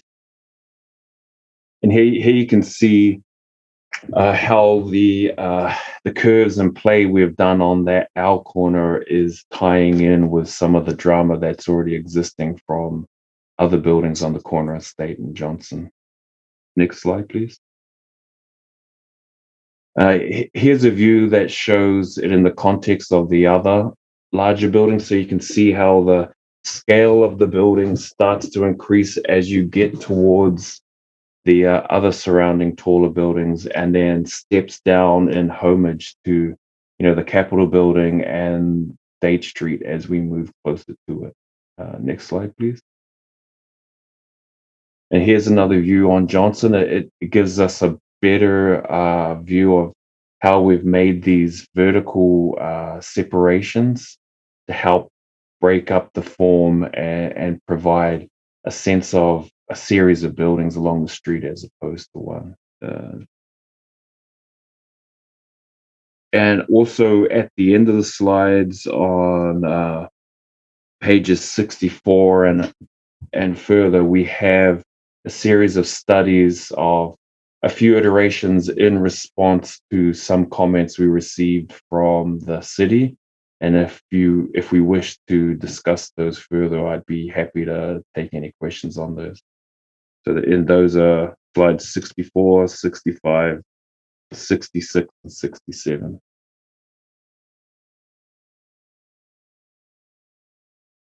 And at that, I'm open to questions and happy to hear your comment. Great. Thank you very much for all of the presenters for the presentation. I just would like to ask the commission again to review Janine's staff report. There are standards for the additional height request, as well as standards for the plan development. Oops. Go ahead, Janine. We do have one late public comment registrant, Bob Laba. Okay. Is he ready to be unmuted? You should have a prompt to unmute yourself. There you go.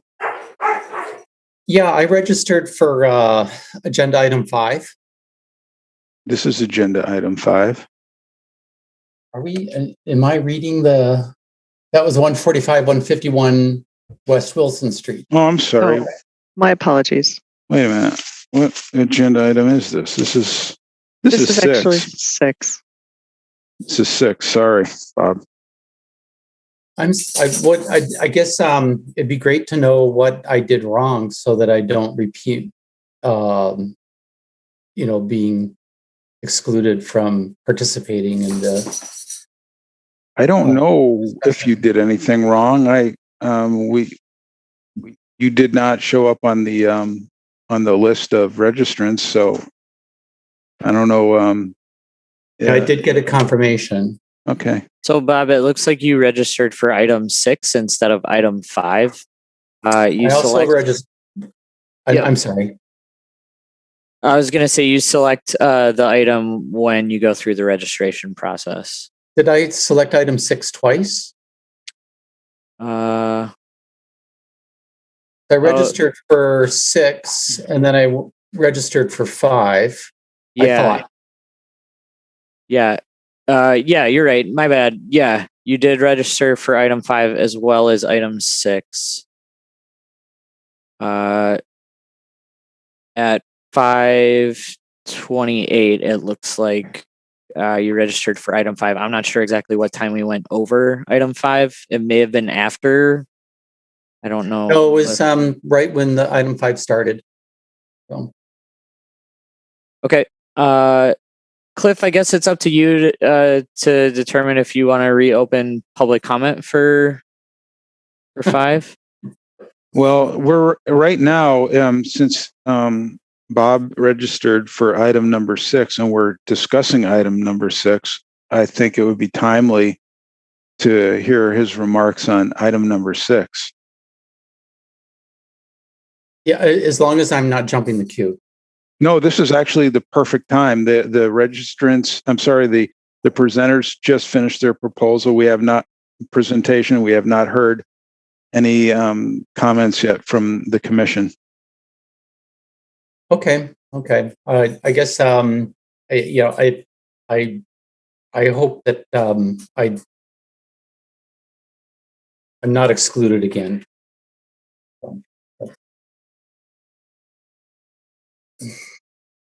Do you want to say anything regarding number 6? Oh, yeah, 6. So we're on 6 now. Mm-hmm. Okay.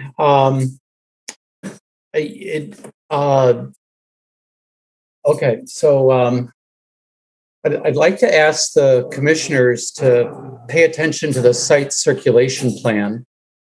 The access to the surface collection or the refuse collection and the parking across one of the bike routes that cross the isthmus. I would like to make sure that we are not putting any pedestrian, bikers, or skateboarders in danger with the prospective increased cross traffic. While it may not be obvious, maybe these access points could be placed on North Broome Street, where there is not a bike route. As an historic preservationist, I'm not a big fan of facadectomies. However, in this case, where facades on West Gorham and West Johnson are preserved, the pedestrian experience is greatly enhanced, and I applaud the developers for working to integrate these historic resources. I also appreciate the new three-story facades on State Street. I ask the commissioners to make sure that they are comfortable with the proposed architecture's sympathy with the rhythm and flow of the architecture of this historic district on State Street. And last, I am somewhat concerned about the size of the building. And I'm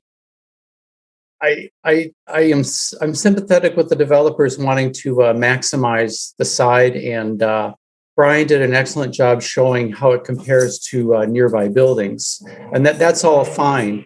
However, I'd like to ask the commissioners to make sure that everything is being done so that the massing of the building is less apparent from the pedestrian experience on State Street. Thank you. Thank you very much. Any questions for Bob? Rafiq? Oh, you had no? Any questions? Okay. All right. So, as I was mentioning before, and after the presentation, we do have, this is an informational meeting, but ultimately we will have to make a finding that the request for additional height is met on the standards that are in the report, and also the PD standards. And there are 7 criterion, eight criteria, A through G, for the PD standards, and that's the second attachment in the staff report. And kind of building on what Bob had said, criterion E, where we need to make a finding that the design shall coordinate the architectural styles and building forms to achieve greater compatibility with the surrounding uses. So I really ask that the commission consider the reconstruction of the facades at Johnson and Gorham carefully, because it is not preservation. This is a demolition project, and they're going to reuse the masonry and reconstruct it in a form that's similar to what's there now. These are not officially designated historic or landmark buildings, even though the Landmarks Commission felt that they do have some value due to the quote unquote commercial revival styles. They're still proposing them to be demolished, and putting them back as a veneer is not preservation. So we'll have to find a way to make a finding that rebuilding these facades and incorporating them into the overall development actually coordinates the architectural styles and forms and not confuses it. So I suppose it's possible that if you look at everything, say, from the 4th floor down, there's coordination and compatibility. But once you smack those 10-story buildings right up behind them, as close as they are. I'm not convinced that they're successfully integrated vertically. Maybe with the possible exception of the bookstore, because that's only a 6-story building behind there. There was a I don't know how many commissioners were on the commission, or how many of you were on the commission when we reviewed the James project, but there was also an element of that building that was demolished and reconstructed. I don't know, Janine, if you're able to access a street view of Gilman Street. There it is. And in that case, they not only rebuilt the facade, but they designed the backdrop to it. First of all, they set it a lot further back than what we're seeing now, and then they also integrated it, I think, very successfully into the rebuilt facade there. So these are the kind of things I think that the commission really needs to really weigh in on. Whether or not you like the curvy, wavy aesthetics, that at least has a lot of continuity within the overall design all the way around the building. But please just consider Criterion E carefully and the reconstruction of the veneer when you're giving feedback to the applicants. Rafiq. Yeah, I had a question. When we talk about some of the criteria for the staff report and the preservation aspect versus demolition or whatever, how far does our reach go? Because if it's not designated a landmark for whatever reason, then it's fine to be demolished, right? Yeah, and the Landmarks Commission and the Plan Commission will grant a demolition permit for that. What we have to do is we have to say this design, whether it's brand new brick that's supposed to look historic, or it's a rebuild, or they're actually saving the veneer. Does this design does it contribute to the coordination of the overall design? That's what criteria E is. It's to coordinate the architectural styles and building forms to achieve greater compatibility with the surrounding areas. So it's really all about design and less about whether it's old, new, or historic designated, or just plain old. Okay, so I've been on this commission for a very long time, and it always, first of all, let me say I hate brick buildings. I think Madison has way too many brick buildings, and every time another one comes up and everybody wants to put brick on a building, and it drives me insane. However, I think that this is a very attractive project. I was pleasantly surprised at how it integrates the new with the old. I think that, as I was saying, every project that we come up, it seems like Madison hates big buildings and they hate new buildings. The new design has to look old, and I think that is somewhat ridiculous to a certain degree. You can't build in 2020 and make it look like it was built in 1920. At some point, we have to have a complement of new and old, and I think that this building does that successfully, where it's a modern building, it looks modern, but it still complements the existing context of the older styles towards the pedestrian viewpoint. I think it's a very successful project. It's going to be big. It can't be small. It can't look small as big as it is. But I think that they've done a good job with the design to match the context, to complement the context, and to still bring a modern and updated element to where we're headed. I mean, it's 2021, and I think it's a good job. Great, thank you.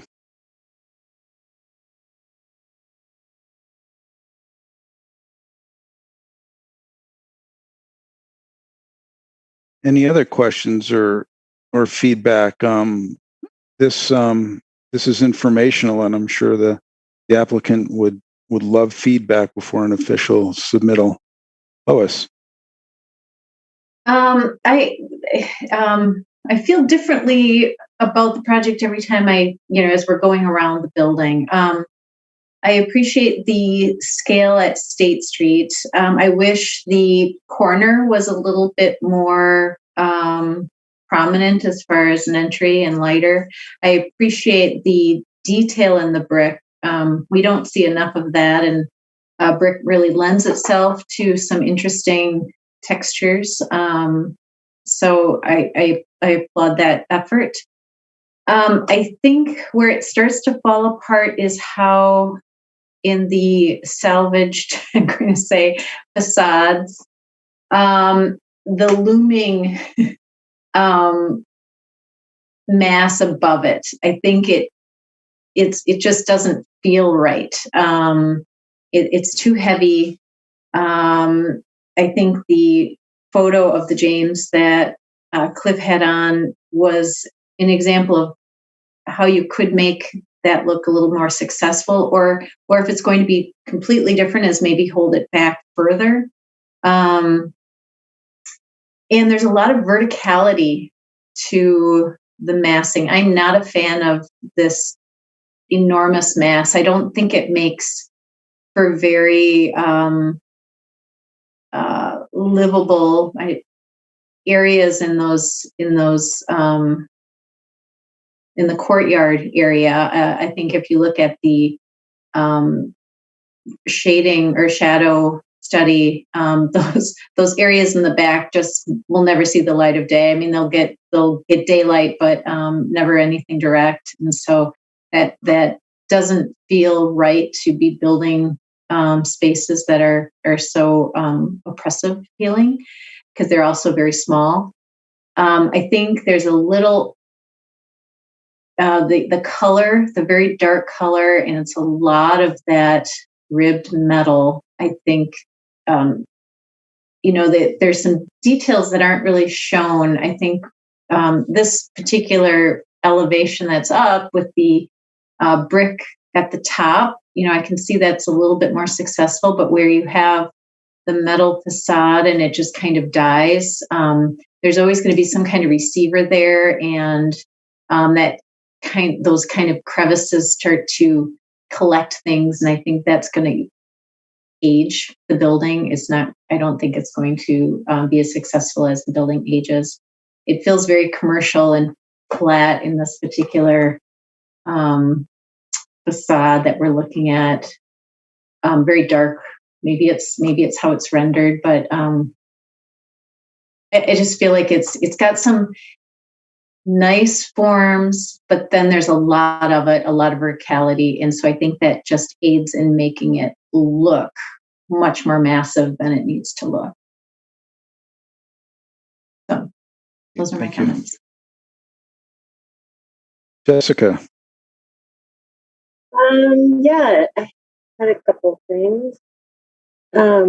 I think Rafika is right that this is going to be a big building no matter what you do, but when you look at it from an aerial standpoint, I understand that we're talking about height a lot, but just the massing and how this is just one building does make a big difference, I believe, when you are around that area and where sun can get through in between buildings and cast shadows and versus a complete solid. And I think that right now it's debatable as far as that massing goes.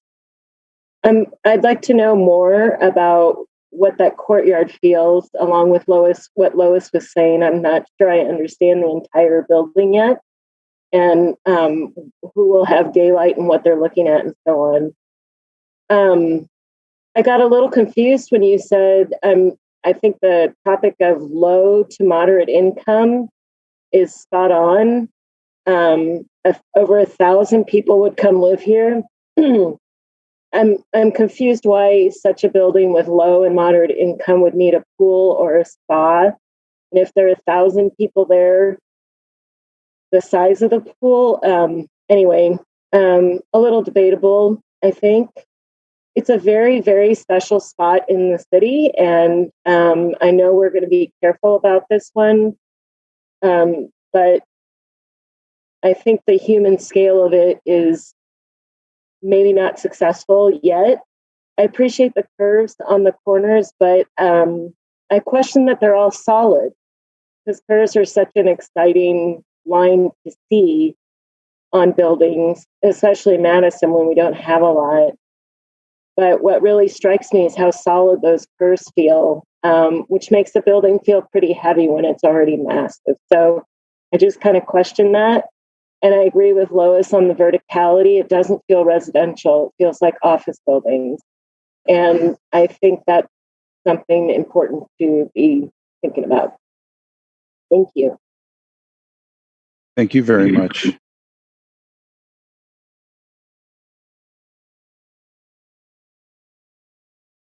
Okay. Shane. Thanks. I'm trying to collect my thoughts here because I have so many random positives and negatives. I mean, kind of all across the board. So I'll start with some easy ones. I really like a lot of the roof terraces, and the design for those spaces and the quantity of it is pretty awesome. I think that would be a really positive addition to this neighborhood, to our community. I do have some concerns, like Lois and others may have mentioned, about, in particular, that the kind of the canyon courtyard that's in the middle of the donut, and I think that's on second floor. And while I believe plants can grow in extremely harsh environments, and if you relate it kind of as the metaphor of the Wisconsin Dells or a canyon within these rock crevices, things will grow in there, but it might be kind of unpredictable. It might be kind of sparse. But I think overall that's kind of a minor detail. It's maybe more about the functionality, the benefit of that space in the middle, how it's used. Do you feel like you're just kind of in the middle of a fishbowl inside of there? But I think in general, a lot of things I'm seeing with the green roof and the roof terraces are very exciting. I like a lot of the detailing, and I personally like the brick, especially when it's done with permeability, penetrations, and the kind of detailing you're showing. So those are two like really strong positives. I think the thing I do struggle with most are the historic facades. Really love these streetscapes right now, kind of as they are today, and it's kind of a eclectic mix of different qualities. And I am concerned about the kind of applique rebuilt facade treatment of some of those. So I do applaud you in including them and considering that and realizing that's important to the community.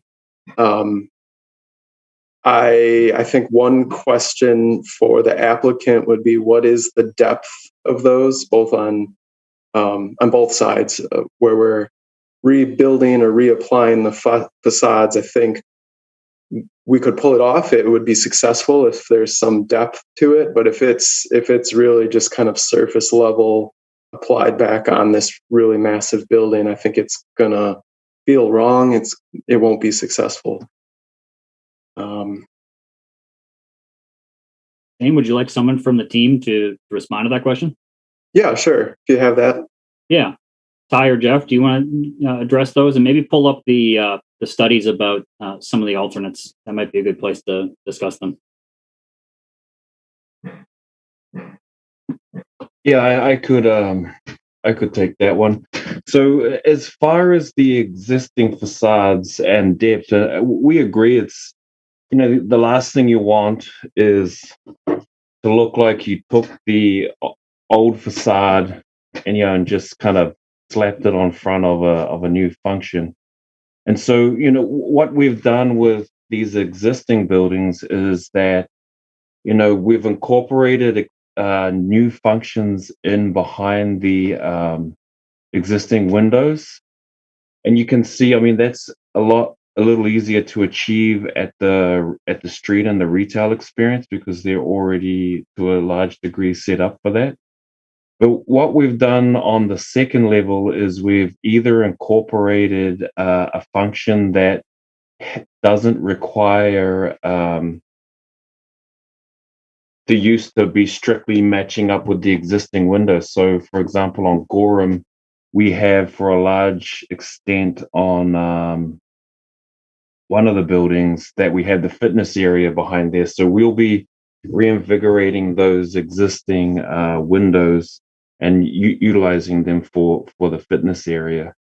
And then for the facade next to that, the bookstore, we've actually stepped back the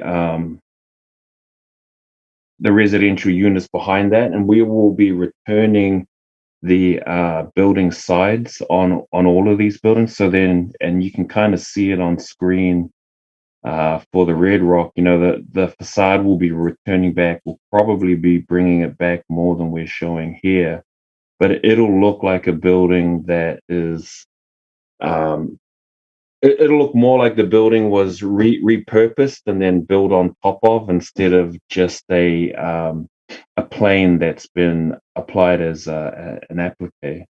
And so going back, sorry, to the Gorham Street, the bookstore, what we're actually doing there is on the second floor, and this was done on Madison 1 to a large degree of success. We feel we're going to keep the existing window frames but remove the glass, and then in behind those facades we'll have outdoor space and planting. So you'll have, you know, so we don't need to try and match up the residential function with the existing windows. We'll have the units behind, and then they'll open out onto patios. So you'll see activity from the occupants and plus landscaping and planting behind those, which is kind of help us to maintain the look, but then actually bring back some activity to those facades. And then in response to some of the comments about the flatness of some of the views, if we could move to slide 66. This was a similar comment that we received from the planning as well. And so we did a series of studies where where we actually incorporated some balconies where we're able to kind of break up that facade. And then you can see we also studied actually breaking that long continuous charcoal form, and then just giving it kind of subdivisions, and then breaking the parapet line, so it looks like, again, similar to the State Street, where that's a series of buildings that are kind of tightly grouped together.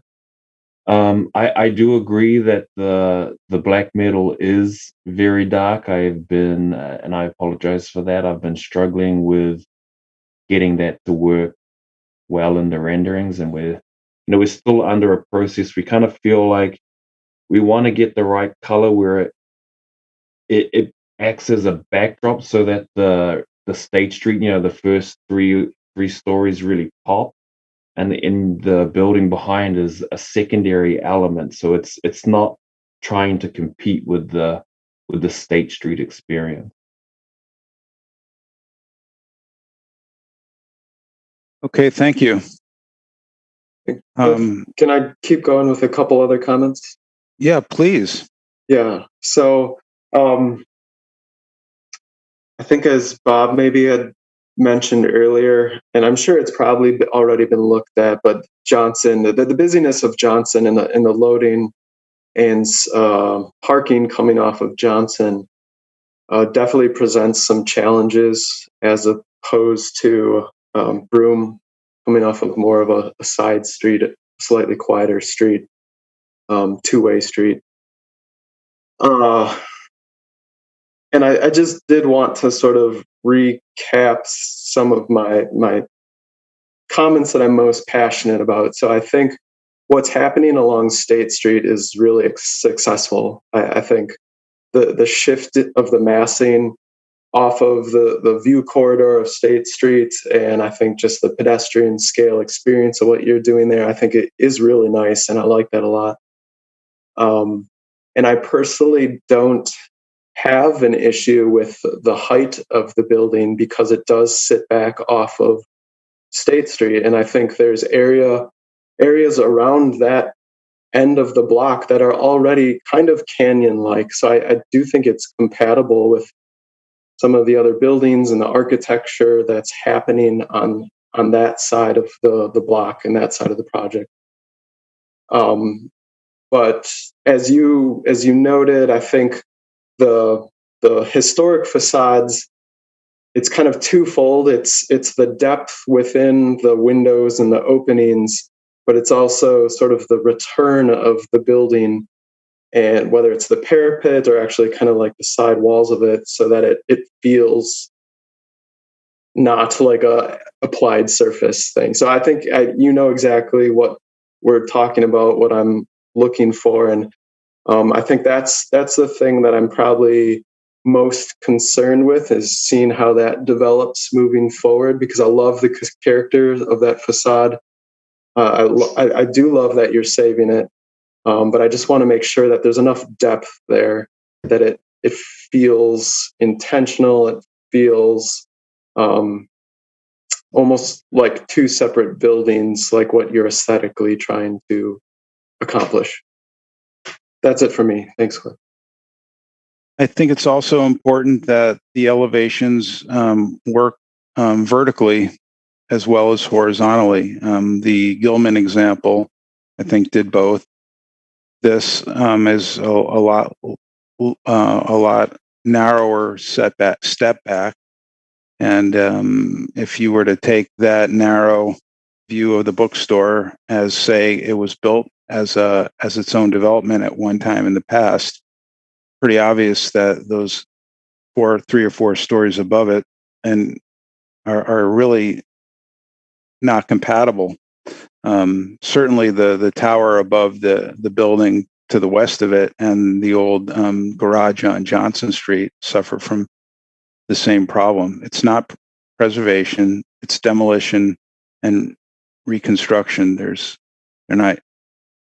not saving any of the structure, none of the interior spaces. The building is gone. Any other? Tom. Thank you, Cliff.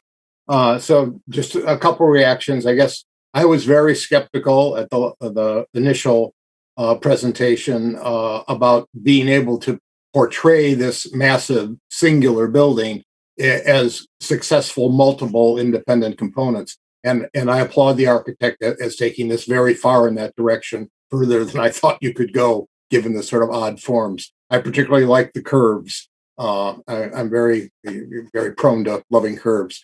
One thing I do recognize, I like Lois's comment, the towers, in fact, most of the spaces do not read as residential. They read as commercial. And if they were commercial, those sleek facades with the curves, et cetera, I really, really like. It's just that they belie the fact that that's an all residential building. I think the reason is because there are not balconies incorporated. I think balconies are one of those things that help most of us read a building as a high rise, particularly as residential. I would not favor the projected balconies in this study, like in the upper right-hand corners. That doesn't help any, but recessed balconies in some locations may be successful in helping the building read more residential. On the facade, well, and then just while we're talking about those components of buildings, I do like the brick and metal. I am concerned about the darkness of the metal. I think working more on that tonality is going to be important. It reads, for as much of it as there is, that seems to be a pretty dark tone. I like it independent of this amount of it, but I just wonder in this quantity if you want to go so dark. On the facadectomies, I appreciate the ones that they've chosen to preserve, and I realize it's not preservation. It's it's a facadectomy with an all new building behind it. The point on coordinating with existing architecture, the one thing that is successful to me is the fact that they're using brick. and that all of the facades being retained are brick. So there is some continuity there. I think that component of it works. I think that, again, looking at this upper right photo right now, the one tower sticks out right over that old base. If that tower could recede some, which would also bring light then into the other problematic area, as Lois pointed out, which is the courtyard, which is going to receive very, very little natural sunlight and will sit in deep shadow, I think, for most of its life. So maybe something on this that tower corner, recessing more, bringing light both into the courtyard and not overhanging literally the old facade might lead to success on this particular the East Johnson Street. No, that's Gorham. Sorry, on the Gorham Street side. So the courtyard, the darkness, the facadeectomy, but the success of, I think, portraying this as separate buildings. And I think the State Street direction with kind of finely detailed brick, which again works with the older facades, I think is very successful. So there's pluses and there's minuses, and it's certainly a lot more to deal with and work with than we had the last time. And I appreciate the direction that it's moved for the most part. That's all. Thanks. Thank you.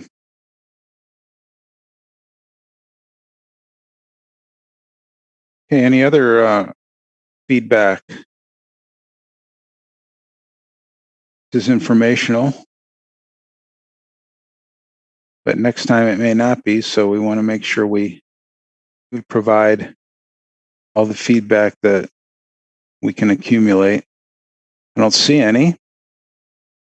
So, Rafiq, good. Hold on a second. There you go. I don't necessarily have feedback, but I do have a question for some of the commissioners that said that it reads more non-residential, with the exception of Tom, who said that the balconies make a building read residential. What else would that be? Like, I think if that's a comment, then maybe they need some guidance as to what would make it feel more residential, because high rise is going to be a high rise. Well, I know from my standpoint, and I can't remember, one of the presenters said they was struggling with some of the renderings, and I think that the glass looks really, really dark. Like you wouldn't expect super dark glass, especially on the street, in the corner of Broome and Gorham, to have really, really dark bronze tinted glass. You wouldn't want to live in a house that, the glass was so dark. So I think, to me, it's the darkness of it. Lois? Yeah, and I would say the patterns of the fenestration in general seem, that the verticality without, in large expanses without glass, I think kind of adds to that kind of commercial look. And then I did have a question, or maybe if it's possible, and see if the applicant has considered kind of just cutting through on the Johnson Street facade to come through, and you lose a few apartments, but you kind of give that, was it the garage? What is the building underneath that? I think it's a bar now. Yeah, the Red Rock. It used to be a car dealership. But at the end of that, maybe that's an opportunity above to divide the buildings and have a gap where you don't have the canyon. You actually just, have maybe two forms that, to break up that massing a little bit. Because that's what I'm really struggling with, is just the mass and the livability of that area.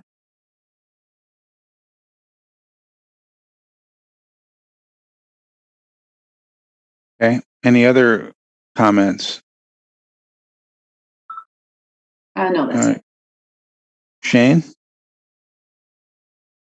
Yeah, in response to Rafiq, I guess maybe this is a little outside of my realm, but it's residential, does it need to look residential? Like, is that actually priority to us?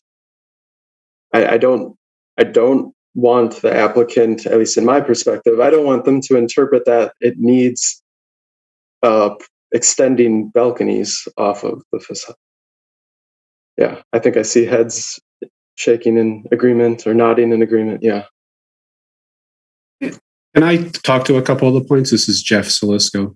Yeah, let me just get Jessica's comment in here, and then we'll turn it over to you. Okay. Yeah, I wanted to respond to Rafik and Shane on what looks residential. And the reason I believe that it's important that this feel residential is the culture of State Street and the housing around it.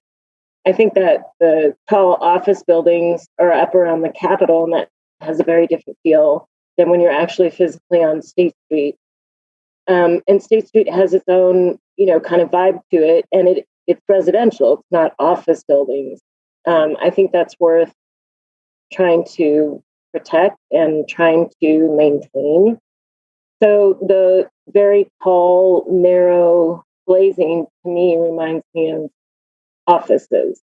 And who cares what I think? I just think it's something to consider. I don't know that balconies are the answer. Not everybody needs a balcony in Wisconsin. I just really, the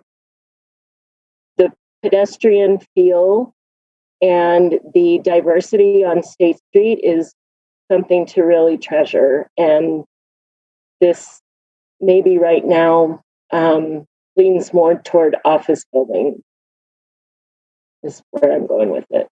I also would agree with, one more thing, Lois. I'm still struggling why it has to be one big building. Mm-hmm. And as many of us have seen in cities, early 20th century, big apartment buildings didn't have balconies, but I think the window openings were kind of a residential scale versus, say, an office building. All right, Jeff, if you're unmuted, and I think you are, feel free to jump in. Yes, thank you, Cliff. So just wanted to touch on a few of the things that you mentioned. By the way, what you're providing us right now is exactly what we were hoping to get from this discussion. So thank you very much for your thoughtful comments. They've been really helpful. I think the glass is maybe reading a little darker than it is. There is, because the R values that you need to get in glass, it does end up not being just clear glass, but it will be not really different from what you see in the other taller and more recent buildings that have been built. So it won't be really, it won't be dark the way I think it's reading on those renderings right now. Window sizes, we'll look at that at the rhythm. I think that there is some point where we can make some adjustments that gives it a little bit, let's say, of a commercial feel to it. There's articulation that we can work with. And balconies are a nice tool for that. And in a building like this, we don't try to have balconies in nearly every unit. They're just in a handful that often architecturally really make a difference. So we'll look at that and see if that's something that we want to, take into, see if it's something that can help kind of provide some more relief. I think maybe that's what I'm trying to get at. The window size, we'll keep looking at those. These things really, these buildings, it's interesting, they're designed from the inside. And I think there was a point where Lisa was talking about, can we provide some setbacks and different things? So there was a point where there's units behind there that we have to, make those work. So that's kind of the push and the push and take that we have to deal with on these various elements. So we'll look at those things. One other thing I did want to point out was the courtyards. We've done a lot of buildings with courtyards like this, and those units rent just as well as other units. And you'd be surprised as the sun moves around the building how much reflective sun there is, because there's a significant amount of glass in those courtyards, and it really it makes them glow. I mean, at the James, we have a courtyard similar to this that's even taller, and it faces towards the north. And again, the way the sun moves and there's reflection from the glass, they're more lit up than you think. And when we put together our final presentation package, we will have imagery and images of some of those courtyards, and I think you'll feel better about them. But I can tell you that in these buildings, these things rent very well. So I don't think people really see them as a negative when they're looking at these, and they're walking into the buildings and seeing them usually. But again, thank you for the feedback that you've provided for us. One other thing I did want to mention: the windows you're seeing here are actually bigger than the ones and the windows that we had in the James, because as a company core has pushed to have larger windows in living rooms and bedrooms than we were doing on buildings a few years ago, like the James. So they actually are even a little bit more glassy than we had been doing previously. So again, thanks again for all your time today. And thank you for all your work. Any other questions or comments before we move on to business by members? Okay. Thank you very much. I think that was number 6, and we do have business by members. And Janine, I know there was a little behind the scenes scrambling going on with regard Correct. to item number 5. Yes. Initially, we had overlooked a late registrant for public comment, and we were checking with them to see if they still wanted to provide comment. The applicant, Kevin Burrow, is back on the call, but as it turns out, we understand that the public registrant, Bob Kleba, no longer wishes to speak, that his comments were already addressed by the public. So we just wanted to acknowledge that he had registered to speak, that his comments were listed, and that we do not need to reopen the item. And we'll talk about that offline, how to handle this. And just as a reminder for the Roberts Rules junkies, that would have required one of the commissioners to request reconsideration in order to open it back up, and then we would have heard the testimony and then re-voted again, right? That's correct. Okay.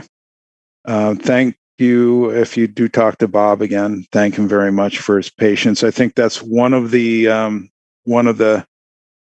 difficulties with virtual meetings is, when we're in a room and we get a green form, right then and there, we know it's right in front of them. But I believe this was just an honest oversight in this case. Is there any business by members? Anything on your mind? No? I do want to thank Julie. I think it's Julie who I should thank for all these wonderful baked goods on our agenda. Even in black and white, they look delicious. Yeah, sorry, they're not real. That's okay. For scratch and sniff, I should get scratch and I'll get my fiber, though. Okay. All right, so I think we've got one more meeting in May. And then following that, I think there's a 3-week break, and into June we go. Alder, I thought I saw Alder Aboris's hand go up. Janine. Yep, Mr. Chair, I did have my hand go up. Sorry. I know that I was about 15 minutes late, so I just want to make sure that the record reflects that I was here in attendance. We got you. Thank you. Mm-hmm. Okay. Great. If there's no other, Janine, you have your hand up? I do, Chair. I just wanted to make a quick announcement that we have narrowed down the virtual bus tour date. So there will be a meeting date where the UDC requires a quorum on August 25th. So on this August, we only have one UDC meeting. So that's why we chose August.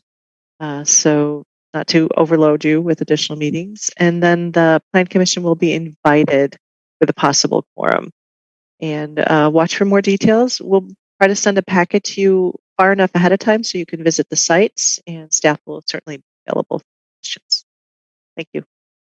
I don't want to jinx it, but if we can continue this streak of these length meetings, these are great. I always appreciate getting out of here before 8 o'clock. So. Yeah, check it out. There's still sunlight out my window here. All right. Well, we'll do what we can. I don't know I don't have the crystal ball, but